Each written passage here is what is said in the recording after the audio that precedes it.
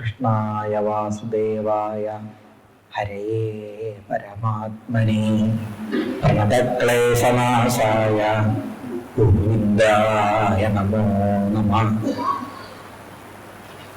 വന്ദേ നന്ദവ്രജസ്ത്രീണാം പാദരേണുമഭീക്ഷ്മശ വ്യാസാം ഹരികഥോദ്ഗീതം പുനാതി ഭുവനത്രയം.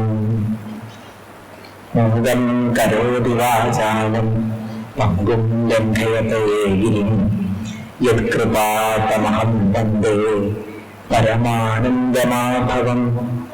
വസുദേവസുതം ദേവം കംസചാണൂരമർദ്ദനം ദേവകീ പരമാനന്ദം കൃഷ്ണം വന്ദേ ജഗദ്ഗുരും. സർവത്ര ഗോവിന്ദനാമ സങ്കീർത്തനം ഗോവിന്ദ ഗോവിന്ദ. സംപൂജ്യരായ എല്ലാ ഭക്തജനങ്ങൾക്കും ഭാഗവത പഠിതാക്കൾക്കും ഭാഗവത ജിജ്ഞാസ ഉള്ളവർക്കും നമസ്കാരം. ഭാഗവതത്തിലെ സ്തുതികളെ കുറിച്ച് ഒരു ക്ലാസ് പോലെ ഇവിടെ നടക്കുന്നുണ്ട് എന്നുള്ള വിവരം കുറച്ച് മാസങ്ങൾക്ക് മുൻപ് തന്നെ മേനോൻ സാറ് എന്നോട് പറഞ്ഞിട്ടുണ്ടായിരുന്നു. ഈ ഒരു പരിപാടിയിലേക്ക് കഴിഞ്ഞ മാസം വരണ്ടായ സത്രത്തിലേക്ക് വിളിച്ച സന്ദർഭത്തിൽ തന്നെ പറഞ്ഞിട്ടുണ്ടായിരുന്നു ഇവിടെ ക്ലാസ്സുകൾ നടക്കുന്നുണ്ട്, അതിൽ ഏതെങ്കിലും ദിവസങ്ങളിൽ വിളിക്കും ഒക്കെ പറഞ്ഞിട്ടുണ്ടായിരുന്നു. അത് ഇത്ര പെട്ടെന്ന് തന്നെ വീണ്ടും ഇവിടേക്ക് എത്താൻ സാധിച്ചു. അത് ഒരു സന്തോഷമായിട്ട് തോന്നി. കാരണം ഇത്തരം ക്ലാസ്സുകൾ നടക്കുന്ന സമയത്ത് അത് നമുക്കും കൂടി ഒരു പ്രയോജനമാവുക ചെയ്യുക.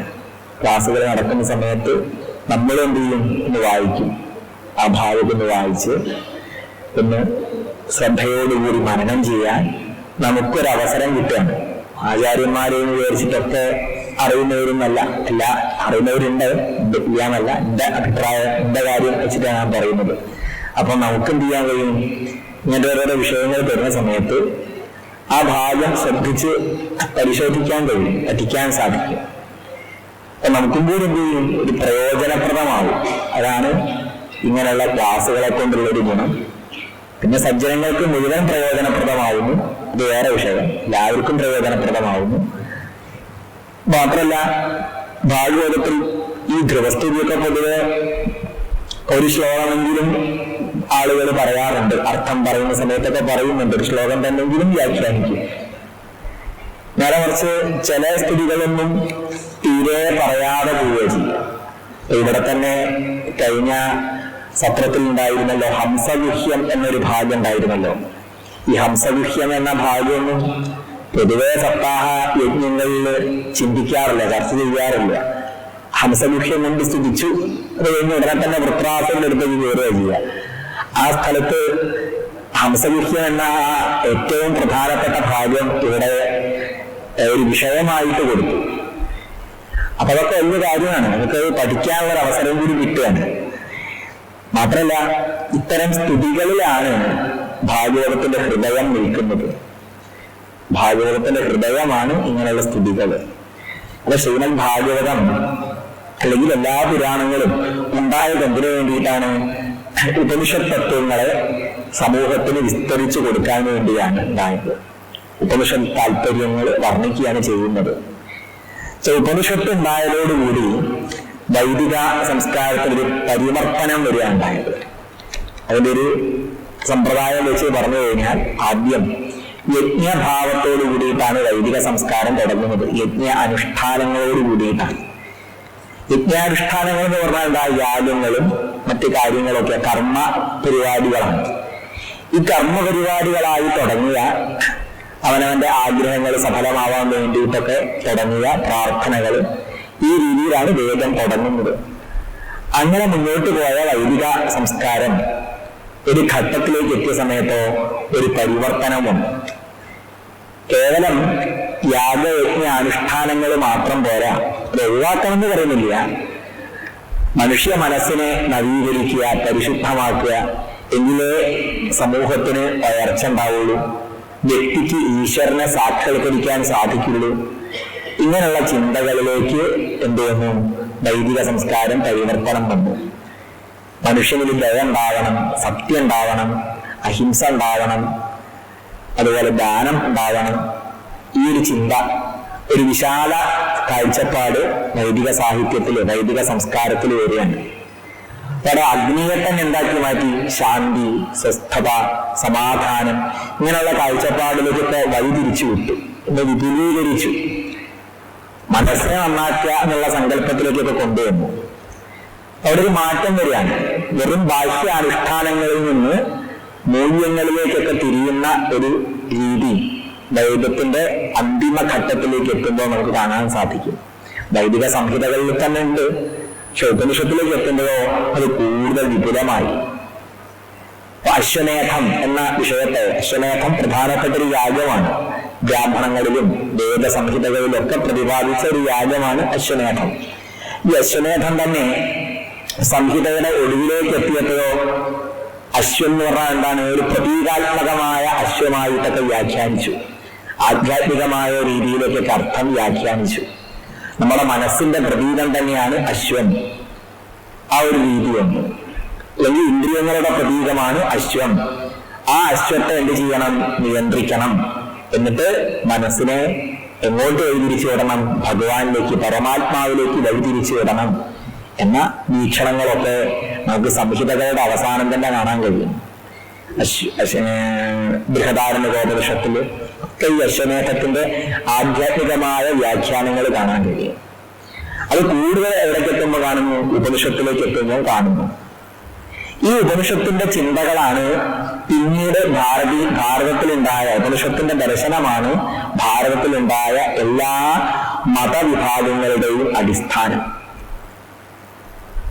അത് ചിന്തിച്ചു കഴിഞ്ഞാൽ ഉപനിഷത്തിൽ നിന്ന് കൊളുത്തിയിട്ട ആ ഒരു പ്രകാശം അത് ബൗദ്ധത്തിലേക്ക് കടന്നിട്ടുണ്ട്.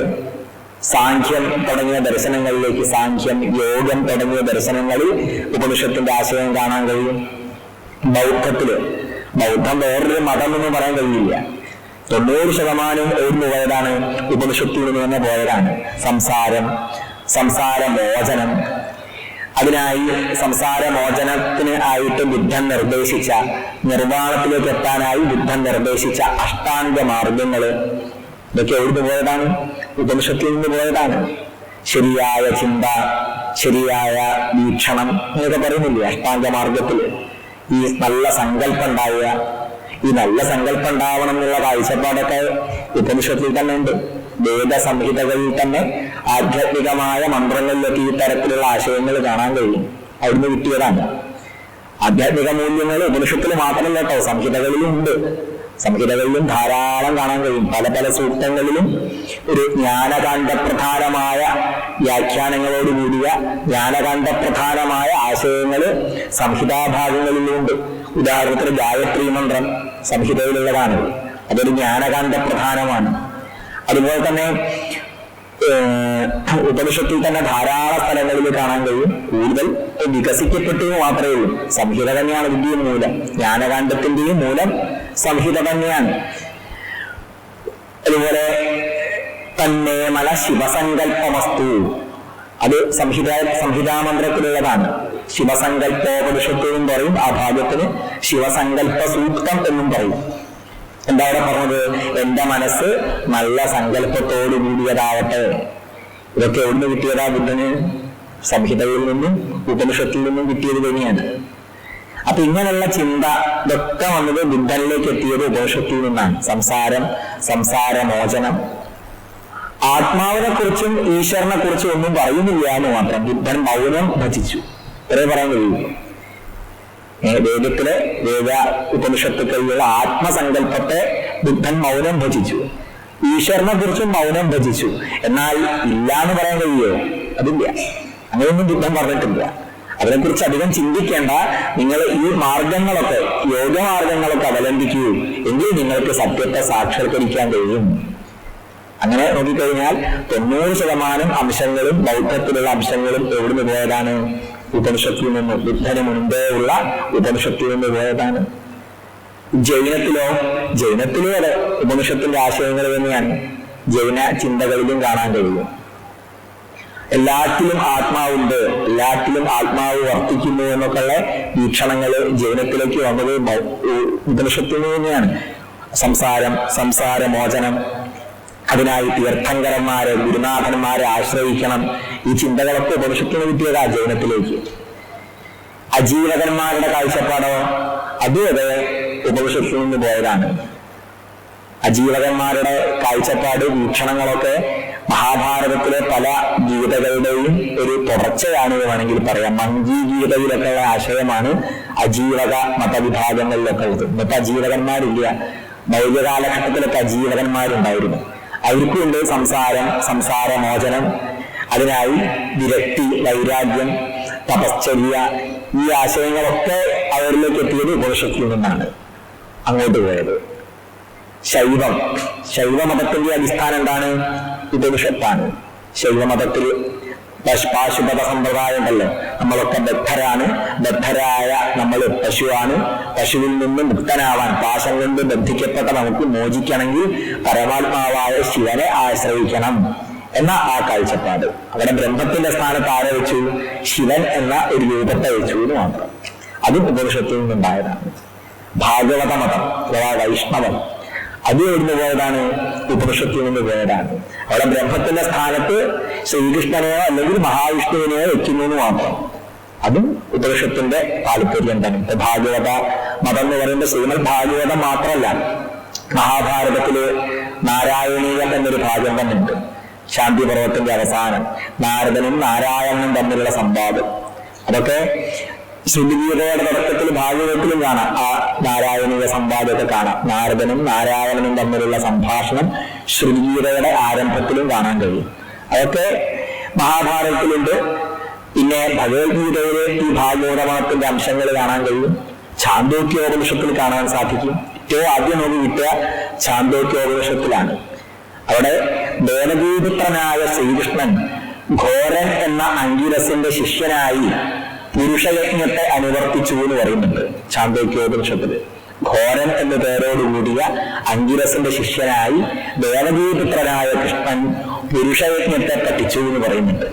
എന്താ പുരുഷയജ്ഞത്തിന്റെ പ്രത്യേകത? അഹിംസ, സത്യം, ദയ, ആർജവം തുടങ്ങിയ മൂല്യങ്ങള്, സാധനാമൂല്യങ്ങള് തികഞ്ഞതാണ് എന്ത് ഈ പുരുഷയജ്ഞം എന്ന് പറയുകയാണ്. യജ്ഞം ജീവിതത്തെ തന്നെ എന്താക്കി മാറ്റിയാണ്? ഈശ്വര സമർപ്പണമാക്കി മാറ്റിയാണ്. ഈ ഒരു ചിന്താഗതി ഛാന്തോക്യോപനിഷത്തിൽ നിന്ന് കിട്ടിയതാണ്. ചില പഠിതാക്കൾ പറയുന്നത്, ഡോക്ടർ എസ് രാധാകൃഷ്ണനെ പോലുള്ള പണ്ഡിതന്മാര് പറഞ്ഞത്, ഭാഗവത മതത്തിന്റെ ആ അസ്ഥിവാരം അത് ഛാന്തോക്യോപനിഷത്തിലാണ് എന്ന് പറയുന്നുണ്ട്. തിലകൻ പറയുന്നുണ്ട്, അതുപോലെ രാധാകൃഷ്ണൻ പറഞ്ഞിട്ടുണ്ട്. കാരണം അവിടെ ഗീതയിലും ഭാഗവതത്തിലൊക്കെ പറഞ്ഞ ആശയങ്ങളുടെ മുഴുവൻ ആ ബീജം, വേര് ഛാന്തോക്യോപനിഷത്തിൽ കാണുന്നുണ്ട്. ജീവിതത്തെ തന്നെ യജ്ഞമാക്കി മാറ്റാനാണല്ലോ ഭഗവാൻ പിന്നീട് ഭഗവത്ഗീതയിൽ പറഞ്ഞത്. ഇത് മാത്രമല്ല, ഈ പുരുഷയജ്ഞം ചെയ്ത് ജീവിക്കുന്നവർ 125 വർഷം ജീവിക്കും എന്നും അവിടെ പറഞ്ഞിട്ടുണ്ട്. ശ്രീകൃഷ്ണന്റെ ആയുസ് എത്ര വർഷമാണ്? ഭാഗവത പ്രകാരം 125 വർഷമല്ലേ. പഞ്ചവിംശാധികം പ്രഭോ കഥത്തിൽ കാണാം.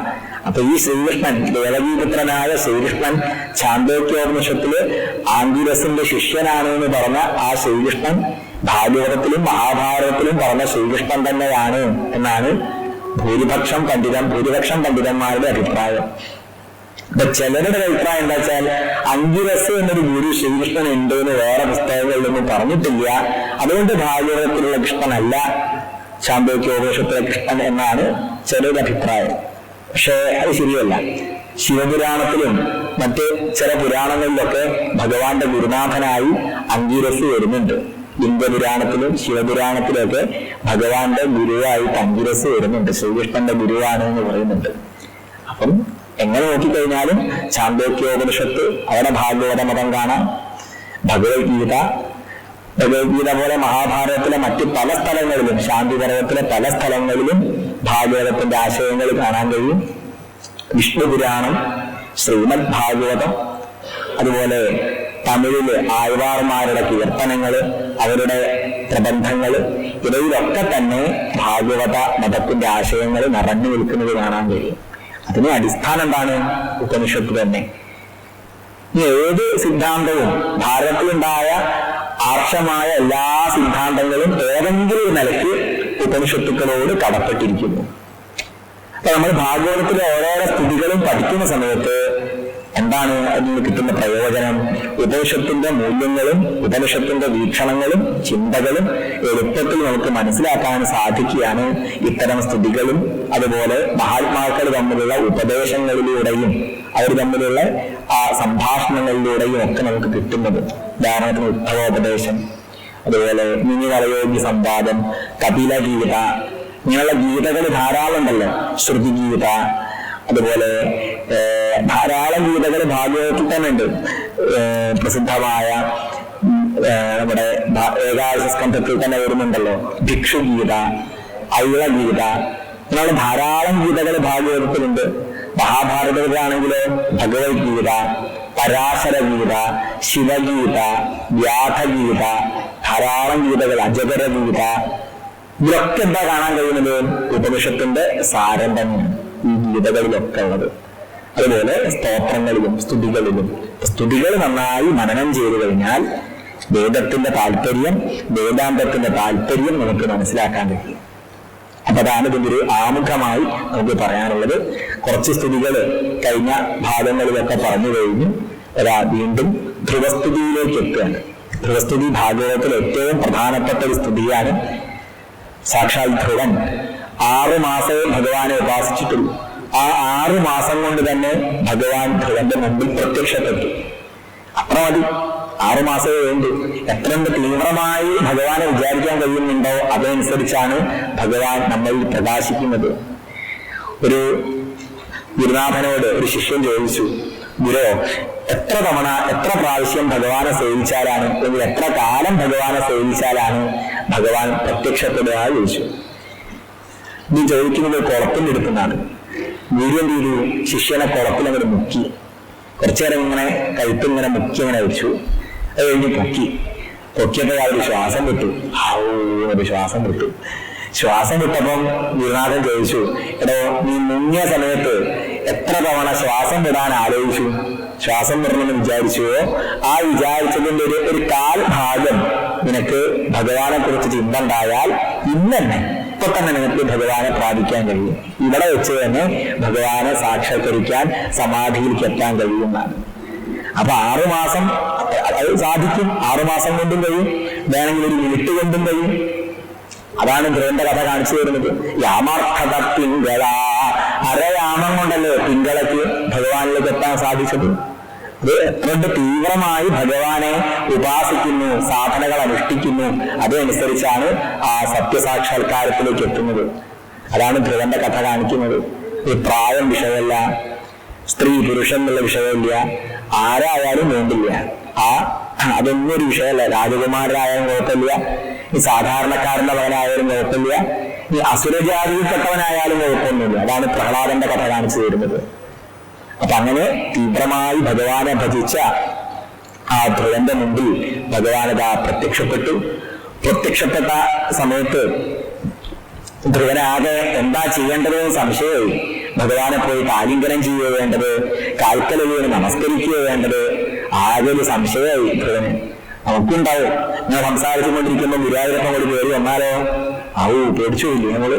എന്താ ചെയ്യേണ്ടത് സംശയമാവും. ഭഗവാനെ നമസ്കരിക്കുകയോ വേണ്ടത്, ഈ ഗുരുവായൂരപ്പൻ ആവണ്ട, ഒരു MLA വന്നാൽ മതി, ഇങ്ങനെ തന്നെ ആകെ പരിഭ്രമാവും. എന്താ ചെയ്യേണ്ടത്? വിളക്കെടുക്കണോ, താളെടുക്കണോ, എന്തൊക്കെയാ വേണ്ടത് സംശയമാവും. അപ്പൊ ഭഗവാനോട് കയറി വരികയാണ്, മുന്നിലേക്ക് കൂടി വരികയാണ്. എന്താ വേണ്ടതെന്ന് അറിയാതെ അങ്ങനെ നോക്കി നിന്ന ആ ധ്രുവന്റെ അടുത്തേക്ക് ഭഗവാൻ പോയിട്ട് അസ്പരിശപാലം കൃപയാക പോലെ ആ കവിൾത്തടത്തില് ഭഗവാൻ തന്റെ ശംഖ് കൊണ്ടൊന്ന് സ്പർശിച്ചു എന്നാണ്. ശംഖ് ജലത്തിന്റെ തത്വമാണെന്ന് പറയാറുണ്ട്, ജ്ഞാനത്തിന്റെ തത്വമാണെന്നും പറയാറുണ്ട്. എല്ലാ ജ്ഞാനവും ധ്രുവന്റെ ഉള്ളിൽ തന്നെ ഉണ്ട്. ആ ജ്ഞാനം മറനീക്കി ഒരു സ്തുതിയായിട്ട് പുറത്തേക്ക് വന്നു. എല്ലാ ജ്ഞാനവും നമ്മളിൽ തന്നെ ഉണ്ട്, അതൊരു മറ മാത്രം. ആ മറ നീങ്ങിയാലോ ഉള്ളിലുള്ളതായ ആ ജ്ഞാനം പുറത്തേക്ക് വരുന്നു, പ്രകാശിതമാകുന്നു. ഇന്നത്തെ വിദ്യാഭ്യാസ സമ്പ്രദായവും ഈ ആശയത്തിനോട് യോജിക്കുന്നതാണ്. വരുന്നില്ലേ? വിദ്യാർത്ഥികള് ഒന്നും അറിയാത്തവരല്ല, ശൂന്യമല്ല എന്ന് പറയാറില്ലേ? അവരിൽ അനവധി ജ്ഞാനുണ്ട്. ആ ഉള്ളിലുള്ള ജ്ഞാനത്തെ എന്ത് ചെയ്യണം? പുറത്തേക്ക് കൊണ്ടുവരണം. അത്ര മാത്രമേ ചെയ്യണ്ടു. ഒരു മറുണ്ട്, ആ മറയെ നീക്കണം. അപ്പൊ നമ്മളിൽ തന്നെ ഉണ്ട് ജ്ഞാനം. അതുപോലെ എല്ലാ ജ്ഞാനവും ഇവിടെയൊക്കെ തന്നെ ഉണ്ട്. അത് മറ നീക്കി കണ്ടുപിടിക്കുകയാണ് ശാസ്ത്രജ്ഞന്മാരൊക്കെ ചെയ്തത്, ഇപ്പോഴും ചെയ്തുകൊണ്ടിരിക്കുന്നത് തന്നെയാണ്, അല്ലെ? ഇപ്പൊ ന്യൂട്ടൺ ജനിക്കുന്നതിന് മുമ്പേ തന്നെ ചലന നിയമം ഈ പ്രപഞ്ചത്തിൽ ഇല്ലേ? ന്യൂട്ടൺ ജനിക്കുന്നതിന് മുമ്പ് ചലന നിയമമുണ്ട്. ഭൂഗുരുത്വാകർഷണ നിയമം അതും ന്യൂട്ടൺ ജനിക്കുന്നതിന് മുമ്പുണ്ട്. അത് ന്യൂട്ടനിലൂടെ എന്തായി? സാക്ഷാത്കരിക്കപ്പെട്ടു. ആദ്യമേ ഉള്ള ജ്ഞാനത്തെ അദ്ദേഹം മറ നീക്കി എന്ത് കണ്ടെത്തി. ഉണ്ടത് ഇവിടെ തന്നെ ഉണ്ടത്, അത് മറ നീക്കി കണ്ടെത്തുകയാണ്. ഇതേപോലെ പരമാത്മാ, പരബ്രഹ്മം, ഈ ഉപനിഷത്തിൽ പറഞ്ഞ ആ മാർഗം, സത്യസാക്ഷാത്കാരം, സത്യം, ഈശ്വരൻ, ഈ വഴികളൊക്കെ, ഈ മാർഗങ്ങളും ഈ ലക്ഷ്യവും ഒക്കെ എവിടെയുണ്ട്? ഈ പ്രപഞ്ചത്തിലുണ്ട്. അത് എന്ത് ചെയ്യുന്നു? മഹർഷിമാര് മറ നീക്കി കണ്ടുപിടിച്ചു, സാക്ഷാത്കരിച്ചു. അത്രയേ ഉള്ളൂ. ഒരു പാട്ടില്ലേ? മനുഷ്യൻ മതങ്ങളെ സൃഷ്ടിച്ചു, മതങ്ങൾ ദൈവത്തെ സൃഷ്ടിച്ചു. ആ പാട്ട് ശരിയല്ല. കാരണം മനുഷ്യനും മതങ്ങളെ സൃഷ്ടിച്ചു, അത് പിന്നെയും കുഴപ്പമില്ല.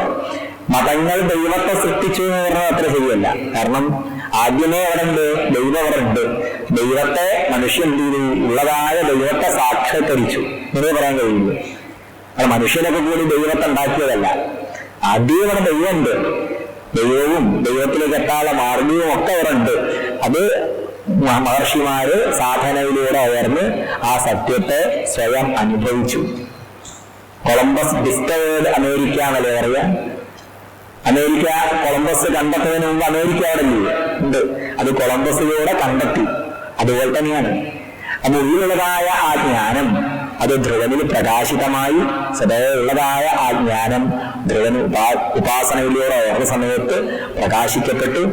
ആ ജ്ഞാനത്തെ അദ്ദേഹം ഒരു സ്തോത്രമായി ഭഗവാന്റെ മുമ്പിൽ സമർപ്പിക്കുകയാണ്.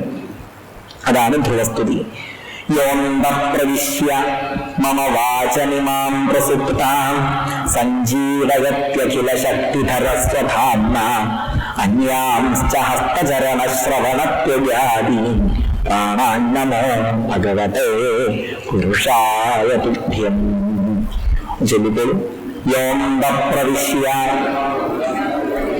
മമ വാചമിമാം പ്രസുപ്താം സഞ്ജീവയത്യഖില ശക്തിധര സ്വധാമ്ന അന്യാംശ്ച ഹസ്തചരണശ്രവണത്വജാതി പ്രാണാന്നമോ ഭഗവതേ പുരുഷായ തുഭ്യം. എന്താ അവിടെ പറയുന്നത്? എല്ലാ ഇന്ദ്രിയങ്ങളെയും പ്രവർത്തിപ്പിക്കുന്നത് ഏതൊരു പരം ചൈതന്യമാണോ ആ ചൈതന്യത്തിനെ നമസ്കരിക്കുന്നു. ഇതാണ് ഈ ശ്ലോകത്തിന്റെ ആശയം. ഒന്നുകൂടി വ്യക്തമാക്കാം.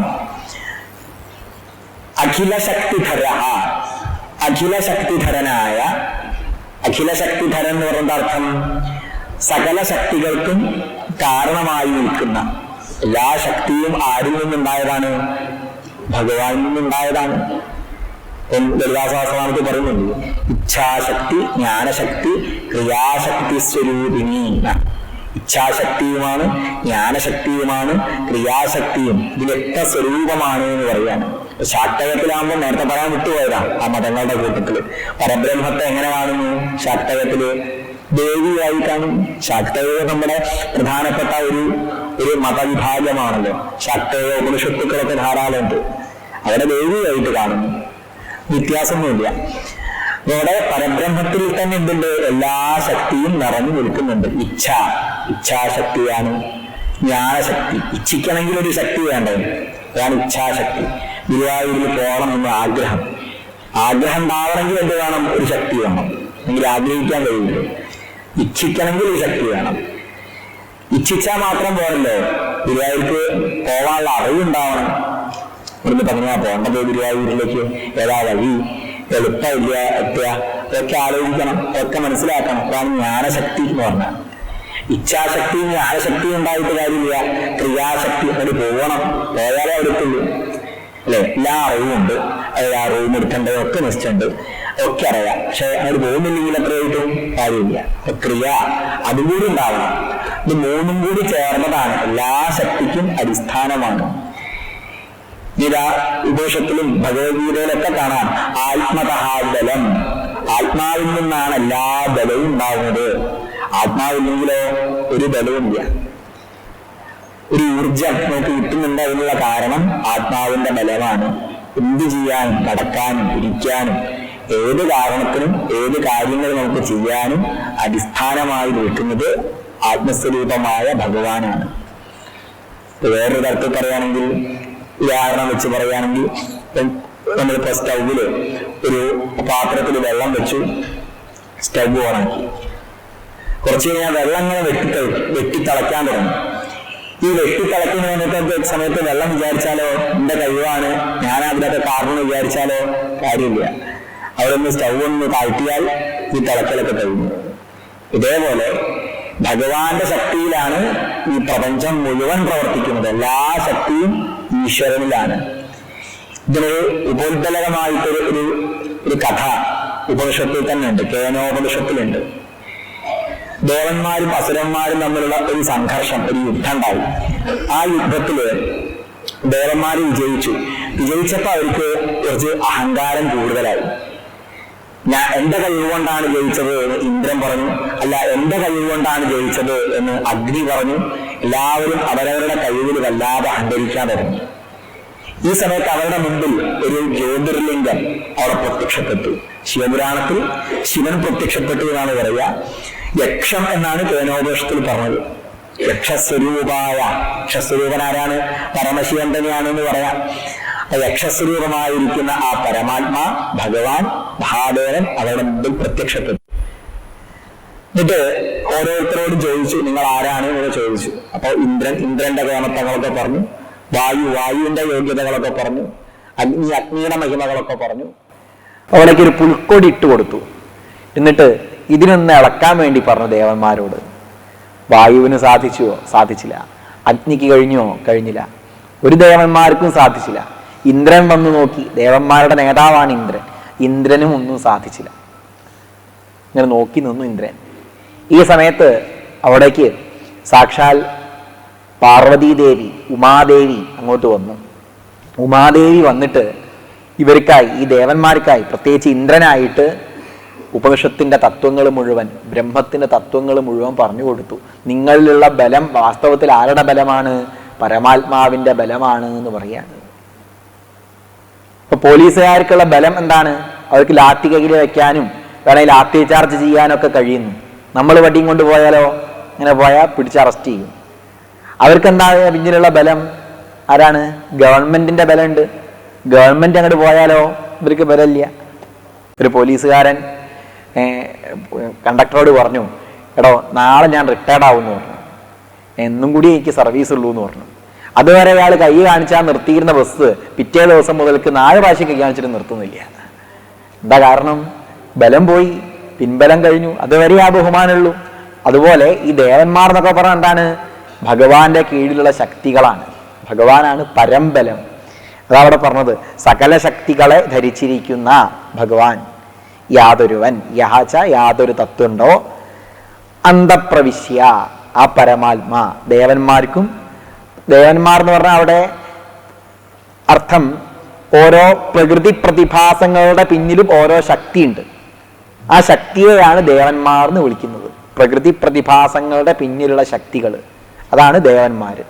ഈ പ്രകൃതി പ്രതിഭാസങ്ങൾക്കും കാരണം, അവയുടെ ശക്തികൾക്കും അടിസ്ഥാനം. അപ്പൊ ആലോചിച്ച് നോക്കുക, എത്ര ശക്തി ഉണ്ട് ഓരോ ദേവന്മാർക്കും. തീയിന്റെ ശക്തി അപാരല്ലേ? തീയിന്റെ ശക്തി അത് നമുക്ക് വിചാരിക്കും ചെറിയൊരു തീയല്ലേ. ഇപ്പൊ ഒരു അമ്പലത്തിലൊരു പായസം വെക്കാനായിട്ട് പുറപ്പെട്ടാൽ, ഇന്നിപ്പം എല്ലാത്തിലും ഗ്യാസൊക്കെ ഉണ്ട്. ഞാൻ കുട്ടിക്കാലത്തൊക്കെ പോയാൽ എത്രയായാലും തീ പിടിക്കില്ല, തീ പിടിപ്പിക്കാൻ കഴിയില്ല. എന്തായാലും ഇങ്ങനെ പുകഞ്ഞു നിൽക്കുകയുള്ളൂ, അത് കത്തില്ല എത്രയായാലും. പക്ഷെ കത്തിക്കഴിഞ്ഞാലുള്ള അവസ്ഥ ആലോചിച്ച് നോക്കൂ. തീയിന്റെ അപാരമായ ശക്തിയാണ് തീയിനുള്ളത്. ചിലക്കിലൊക്കെ ഈ കാട്ടുതീയൊക്കെ വരുമ്പോൾ ഉണ്ടാവുന്ന അവസ്ഥ ആലോചിച്ച് നോക്കൂ. അഗ്നിയുടെ ശക്തി നമുക്ക് ചിന്തിക്കാൻ കഴിയാത്ത ശക്തിയാണ് അഗ്നിക്കുള്ളത്. പ്രകൃതി പ്രതിഭാസമാണ് ജലം. ജലത്തിന്റെ ശക്തി എന്താ ശക്തി ജലത്തിൻ്റെ ശക്തി! മഴക്കാലത്ത് പ്രളയമൊക്കെ ഉണ്ടാവുന്ന ആ ഒഴുക്ക്, അതൊക്കെ ജലത്തിൻ്റെ ശക്തി കാണിക്കുന്നതല്ലേ. ജലത്തിനും അപാരമായ ശക്തിയാണ്. മഴയ്ക്കോ ഇന്ദ്രനല്ലേ മഴയുടെ ശക്തിയായിട്ട് പറയുന്നത്. മഴയുടെ ശക്തി ആലോചിച്ച് നോക്കൂ. ഇന്ദ്രൻ്റെ ശക്തി അപാരമാണ്. നമുക്കൊന്നും ചെയ്യാൻ കഴിയില്ല. നമുക്ക് എത്ര വെള്ളം ഒഴിച്ചാലും ഇന്ദ്രൻ മഴ പെയ്യിപ്പിക്കുന്നത് പോലെ അത്രയും കണ്ട് കൃത്രിമ മഴയൊക്കെ പെയ്യിക്കാൻ കഴിഞ്ഞേക്കാം. പക്ഷെ ഈ കൃത്രിമ മഴയ്ക്കൊന്നും ഇന്ദ്രൻ മഴ പെയ്യിപ്പിക്കുന്ന ആ ഒരു ശക്തിയിൽ എല്ലായിടത്തും എത്തിക്കാൻ കഴിയില്ല. ഇന്ദ്രന്റെ ശക്തിയും അത്ഭുതമാണ്. ഈ ദേവന്മാരൊന്നും ചില്ലറക്കാരല്ല. വരുണനും ഇന്ദ്രനും അതുപോലെ വായുവും അഗ്നിയും എല്ലാ ദേവന്മാർക്കും വല്ലാത്ത ശക്തിയാണ്. ഈ ശക്തികൾക്ക് മുഴുവൻ കാരണം എന്ന് പറയുമ്പോൾ ഭഗവാന്റെ ശക്തിയോ എത്ര ഉണ്ട്?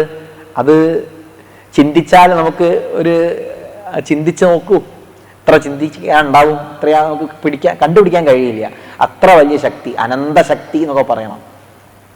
ഭൂമിയുടെ ശക്തിയോ സൂര്യന്റെ ശക്തിയോ, ഇവരൊക്കെ ദേവന്മാരാണല്ലോ. സൂര്യന്റെ ശക്തി, ചന്ദ്രന്റെ ശക്തി, ഓരോ വൈദിക ദേവതകളുടെയും ശക്തി നോക്കിക്കഴിഞ്ഞാൽ അപാരമായ ശക്തി ഇവർക്കൊക്കെ ഉണ്ട്. ഈ ശക്തികൾക്ക് മുഴുവൻ അടിസ്ഥാനം ഇതൊക്കെ ഭഗവാൻ കൊടുത്ത വായ്പയാണ്. ഭഗവാൻ വായ്പ കൊടുത്തതാണ് ഈ ദേവന്മാർക്കൊക്കെ. അപ്പൊ ഭഗവാന്റെ ശക്തി ആലോചിച്ച് നോക്കൂ, അനന്തമായ ആ ശക്തി. അങ്ങനെയുള്ള ആ ഭഗവാൻ അതെല്ലാവരിലും ഉണ്ട്. ഭഗവാന്റെ ശക്തി എല്ലാവരിലും വ്യാപിച്ചിരിക്കുന്നുണ്ട്. സൂര്യനിൽ ഭഗവാന്റെ ശക്തി വ്യാപിച്ചിട്ടുണ്ട്, മഴയിൽ ഭഗവാന്റെ ശക്തി വ്യാപിച്ചിട്ടുണ്ട്, സ്ഥൂലമായ വസ്തുക്കളിൽ സൂക്ഷ്മമായ വസ്തുക്കളിലൊക്കെ ഭഗവാന്റെ ശക്തി വ്യാപിച്ചിട്ടുണ്ട്. ആ ഭഗവാൻ നമ്മളിലും വ്യാപിച്ചിട്ടുണ്ട്. നമ്മളിലും ആ ഭഗവാന്റെ തത്വം വ്യാപിച്ചിട്ടുണ്ട്. ഒരു ഉദാഹരണം പറയും. ഒരു മധുരം, ഒരു ശർക്കര വിചാരിച്ചോളൂ. ആ ശർക്കരയിൽ എല്ലായിടത്തും മധുരം വ്യാപിച്ചിരിക്കുന്നില്ലേ? ഇതേപോലെ ഭഗവാന്റെ മഹിമ എല്ലായിടത്തും വ്യാപിച്ചിരിക്കുന്നു. അതാണ് ഈശാവാസ്യമിതം സർവം എന്ന് പറഞ്ഞാൽ ഈശ്വരൻ എല്ലായിടത്തും വ്യാപിച്ചിരിക്കുന്നു. അല്ലെങ്കിൽ ഈശ്വരൻ എല്ലായിടത്തും വ്യാപിച്ചിട്ടുണ്ട് എന്ന് നമ്മൾ തിരിച്ചറിയണം, കണ്ടുപിടിക്കണം.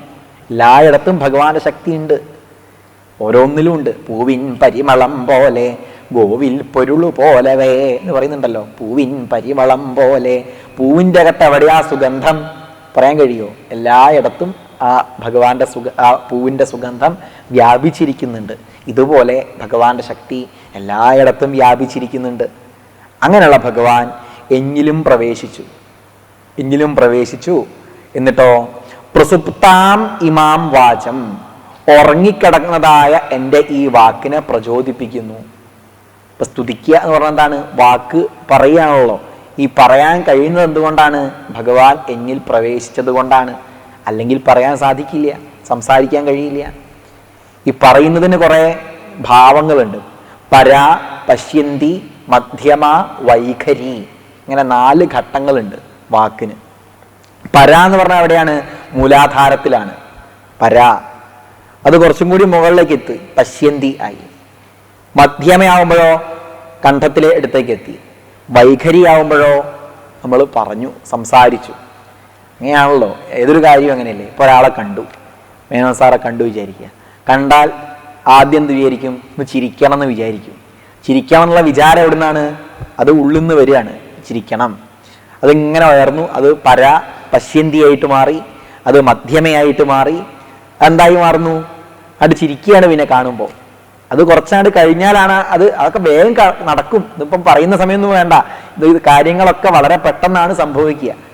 അങ്ങനെ നമുക്ക് ചെയ്യാൻ സാധിക്കുന്നത്, ഒരാളെ കാണുമ്പോൾ ചിരിക്കാനും അല്ലെങ്കിൽ സംസാരിക്കാനും ഒക്കെ സാധിക്കുന്നത് ആരുണ്ടായിട്ടാണ്? ഭഗവാൻ നമ്മളിൽ ഉണ്ടായിട്ടാണ്. പശ്യന്തി, മധ്യമ, വൈഖരി. വൈഖരിയായിട്ടാണ് പുറത്തേക്ക് വരിക, അത്രയേ ഉള്ളൂ. സംസാരം പുറത്തേക്ക് വരിക വൈഖരിയായിട്ടാണ്. പക്ഷെ അതിൻ്റെ തുടക്കം അത് പരയായിട്ടും പശ്യന്തിയായിട്ടും ഒക്കെ നിൽക്കുന്നത് ആരാണ്? ഭഗവാന്റെ ശക്തി തന്നെയാണ്. അതവിടെ പറഞ്ഞത്. ഈ കാര്യം ഏകാദശ സ്കന്ധത്തിൽ 12-ാം അധ്യായത്തിൽ കൂടുതൽ വിശദീകരിക്കുന്നുണ്ട്. സയേഷ ജീവോ വിവരപ്രസൂതി പ്രാണേന ഘോഷേണ ഗുഹാം പ്രവിഷ്ട മനോമയം സൂക്ഷ്മമുപേത്യരൂപം മാത്ര സ്വരോ വർണ്ണ ഇതി സ്ഥവിഷ്ഠ എന്നൊക്കെ അവിടെ പറയുന്നുണ്ട്. കൂടുതൽ ആ ഭാഗത്ത് വിശദീകരിക്കാൻ അവസരം ഉണ്ടാവും. അവിടെയാണ് ആ പരാപശ്യന്തി, മധ്യമ, വൈഖരി എന്നുള്ള ആ ഭേദത്തെ കൂടുതൽ വ്യക്തമാക്കുന്നത്. അപ്പം ഇങ്ങനെ വാക്കായി എനിക്ക് പറയാൻ സാധിക്കുന്ന ആ കർമ്മേന്ദ്രിയമാണ് വാക്ക് എന്ന് പറഞ്ഞാൽ. അങ്ങനെ കർമ്മം സംസാരിക്കലൊരു കർമ്മമാണല്ലോ, ആ കർമ്മം ചെയ്യാൻ സാധിക്കുന്നതും. അതുപോലെ അന്യാൻ, ഈ വാക്കിന് മാത്രമല്ല മറ്റുള്ള കർമ്മേന്ദ്രിയങ്ങളുണ്ട്. ഹസ്തചരണ ശ്രവണത്വഗാതീൻ, കർമ്മേന്ദ്രിയങ്ങളെയും ജ്ഞാനേന്ദ്രിയങ്ങളെയും ഇവിടെ ചേർത്തു. ഹസ്തചരണ ശ്രവണത്വഗാതീൻ, ഹസ്തം കൈകള്, ചരണം പാദം, ശ്രവണം കേൾക്കുക, ത്വഗാതീൻ സ്പർശിക്കാനുള്ള സ്പർശിച്ചും കൊണ്ട് അറിയാനുള്ളതാണ് എന്ത്? ത്വക്ക്. ത്വക്കാണല്ലോ സ്പർശനേന്ദ്രിയമായിട്ടുള്ളത്. ഈ ഇന്ദ്രിയങ്ങളെ മുഴുവൻ ജ്ഞാനേന്ദ്രിയങ്ങളെയും കർമ്മേന്ദ്രിയങ്ങളെയും വാക്കിനെ ഉപലക്ഷണമാക്കിയെടുത്ത് എല്ലാ കർമ്മേന്ദ്രിയങ്ങളെയും പായു ഉപസ്ഥം വിസർജനാവയവങ്ങൾ, അതുപോലെ ശ്രവണത്വഗാതി എന്നുള്ളതിന് ഉപലക്ഷണമാക്കിയെടുത്ത് കണ്ണ്, മൂക്ക്, ചെവി, നാക്ക്, ത്വക്ക്, ഈ ജ്ഞാനേന്ദ്രിയത്തെയും. ഈ ജ്ഞാനേന്ദ്രിയം എന്ന് പറയുമ്പോൾ കേവലം കണ്ണ് എന്നങ്ങോട്ട് പറഞ്ഞാൽ അത് ശരിയാവില്ല. നമ്മൾ കണ്ണ് എന്ന് പറയുന്നത് എവിടെയാണ്? ഈ ഒരു കണ്ണിനെയാണ് പറയുന്നത്. അതല്ല, ശരിക്കും ഈ ഇന്ദ്രിയങ്ങളുടെയൊക്കെ സൂക്ഷ്മഭാവം മസ്തിഷ്കത്തിൽ തന്നെയാണുള്ളത്. ഇന്ദ്രിയങ്ങൾ എവിടെയാ ചോദിച്ചാൽ മസ്തിഷ്കത്തിലാണ്. നമ്മൾ തൊട്ട് കാണുന്നത് ശരിക്കും എന്താ? അത് പുറമേക്കുള്ളത് മാത്രമാണ്. തൊടാൻ കഴിയുന്ന ഭാഗം പുറമേക്ക് മാത്രമാണ്. ശരിക്കും ഇന്ദ്രിയങ്ങളൊക്കെ എവിടെയാണ്? മസ്തിഷ്കത്തിലാണ്. അപ്പം വേദാന്തത്തിൽ പറയുന്ന ഇന്ദ്രിയങ്ങളുടെയൊക്കെ ഇരിപ്പിടം ഒരർത്ഥത്തിൽ ചിന്തിച്ചാൽ അത് പുറമേക്കുള്ള ഗോളങ്ങളല്ല, ആ പ്രതലത്തെയല്ല അവർ ഉദ്ദേശിക്കുന്നത് എന്നൊന്ന് ചിന്തിക്കുമ്പോൾ മനസ്സിലാവും. ചില സമയത്ത് രണ്ട് തരത്തിൽ പറയുന്നുണ്ട്. നേത്രം എന്ന് പറയുന്നത് എന്തിനെയാണ്? ഈ ഒരു ബാഹ്യമായി നമ്മൾ കാണുന്ന നേത്രത്തെയാണ്. നേരെ മറിച്ച് ചക്ഷു എന്ന് പറയുന്നതോ അത് ഉള്ളിലുള്ള സാധാരണ മലയാളത്തിൽ അല്ലെങ്കിൽ സംസ്കൃതത്തിൽ അർത്ഥം പറയുമ്പോൾ രണ്ടും നേത്രം തന്നെയാണ്, കണ്ണ് തന്നെയാണ്. പക്ഷെ ചക്ഷു എന്ന് പറയുന്നത് എന്താണ്? ഇന്ദ്രിയത്തെയാണ്. നേത്രം എന്ന് പറയുന്നതോ നമുക്ക് തൊടാൻ കഴിയുന്ന ആ ഇന്ദ്രിയത്തിന്റെ ഭാഗം, അതാണ് നേത്രം. ശ്രോത്രം അതും അതേ ഉള്ളിലുള്ള ഇന്ദ്രിയമാണ്.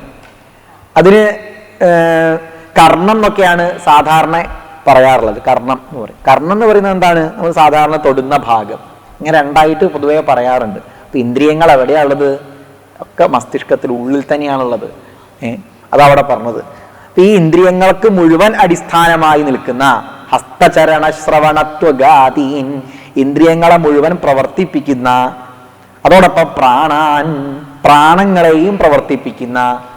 പ്രാണൻ ഉള്ളത് കൊണ്ടാണ് വിശപ്പ്, പ്രാണന്റെ ശക്തിയാണ് വിശപ്പ്, ദാഹം, ഇതൊക്കെ തോന്നില്ലേ? വിശപ്പ് തോന്നും, ദാഹം തോന്നും.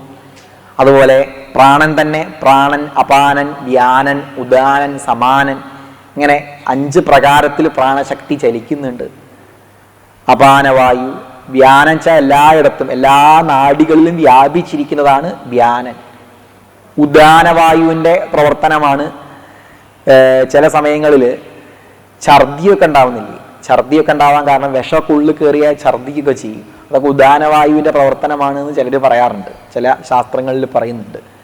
വ്യാനൻ, പ്രാണൻ, അപാനൻ, വ്യാനൻ, ഉദാനൻ, സമാനൻ. നമ്മുടെ സമാനന്റെ പ്രത്യേകത എന്ന് പറഞ്ഞാൽ ചൂട്, തണുപ്പ്, ഇങ്ങനെയൊക്കെയുള്ള അവസ്ഥകളിലൊക്കെ നമ്മളിൽ ഒരേപോലെ നമ്മുടെ ശരീരത്തെ സംരക്ഷിച്ചു നിർത്തുക. തണുപ്പുള്ളിടത്തെത്തിയാൽ ആ തണുപ്പിനനുസരിച്ച് നമ്മുടെ ശരീരം മാറും. ചൂടുള്ള ദിക്കിലെത്തുമ്പോഴോ അതിനനുസരിച്ച് നമ്മുടെ ശരീരം മാറും. ഇതിനൊക്കെ കാരണം സമാനവായുവിൻ്റെ, സമാനപ്രാണന്റെ ശക്തി കൊണ്ടാണ് എന്ന് പറയുന്നുണ്ട്. ഇങ്ങനെ ഈ പ്രാണങ്ങളുടെ ധർമ്മം, പ്രാണന് പ്രവർത്തിക്കാൻ കാരണം ആരുണ്ടായിട്ടാണ്? പരമാത്മാവായ ഭഗവാൻ. ഈ പ്രപഞ്ചത്തിന്റെ പിന്നിലുള്ള ബോധം അതുള്ളത് കൊണ്ടാണ് സൂര്യനും ചന്ദ്രനും നക്ഷത്രങ്ങളും ഒക്കെ പ്രവർത്തിക്കുന്നത്.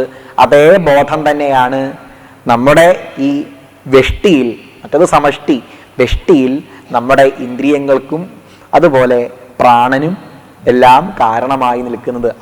അവരുടെയൊക്കെ പ്രവർത്തനത്തിന് പ്രചോദന ശക്തിയായിട്ട്, പ്രചോദക ശക്തിയായി നിൽക്കുന്നത് ആ പരമാത്മാവായ പുരുഷനായിരിക്കുന്ന ഭഗവാനാണ്. പുരുഷൻ ചാന്തർത്ഥം നിറഞ്ഞിരിക്കുന്നവൻ എന്നാണ് അർത്ഥം. പുരുഷൻ എന്നുള്ള വാക്കിന് നിറഞ്ഞിരിക്കുക. പൂരണാത് പുരുഷ എന്ന് ശങ്കരാചാര്യസ്വാമികൾ ഒരു ഭാഗത്ത് വ്യാഖ്യാനിക്കുന്നുണ്ട്. പൂരണാത് പുരുഷ, നിറഞ്ഞിരിക്കുന്നവനാരോ അവനാണ് പുരുഷൻ. എല്ലായിടത്തും നിറഞ്ഞിരിക്കുന്ന ആ ഭഗവാൻ അന്തര്യാമിയായി നമ്മളിലും ഉണ്ട്. ആ ഭഗവാന്റെ പ്രവർത്തനം കൊണ്ട്, സാന്നിധ്യം കൊണ്ട് എന്ത് ചെയ്യുന്നു? ഈ ഇന്ദ്രിയങ്ങളും മനസ്സും ഒക്കെ പ്രവർത്തിക്കുന്നു. അങ്ങനെയുള്ള പുരുഷനായിരിക്കുന്ന ഭഗവാനായിരിക്കുന്ന അങ്ങേക്കായി നമസ്കാരം എന്ന് പറയാണ്. വളരെ പ്രധാനപ്പെട്ട ഒരു ശ്ലോകമാണ്. ദിവസേന പ്രാർത്ഥിക്കാവുന്ന ഒരു ശ്ലോകമാണിത്. രാവിലെ എഴുന്നേറ്റാൽ ജപിക്കാവുന്ന ഭാഗവതത്തിൽ ഒന്നാമത്തെ പ്രധാനപ്പെട്ട ഒരു ശ്ലോകമാണിത്.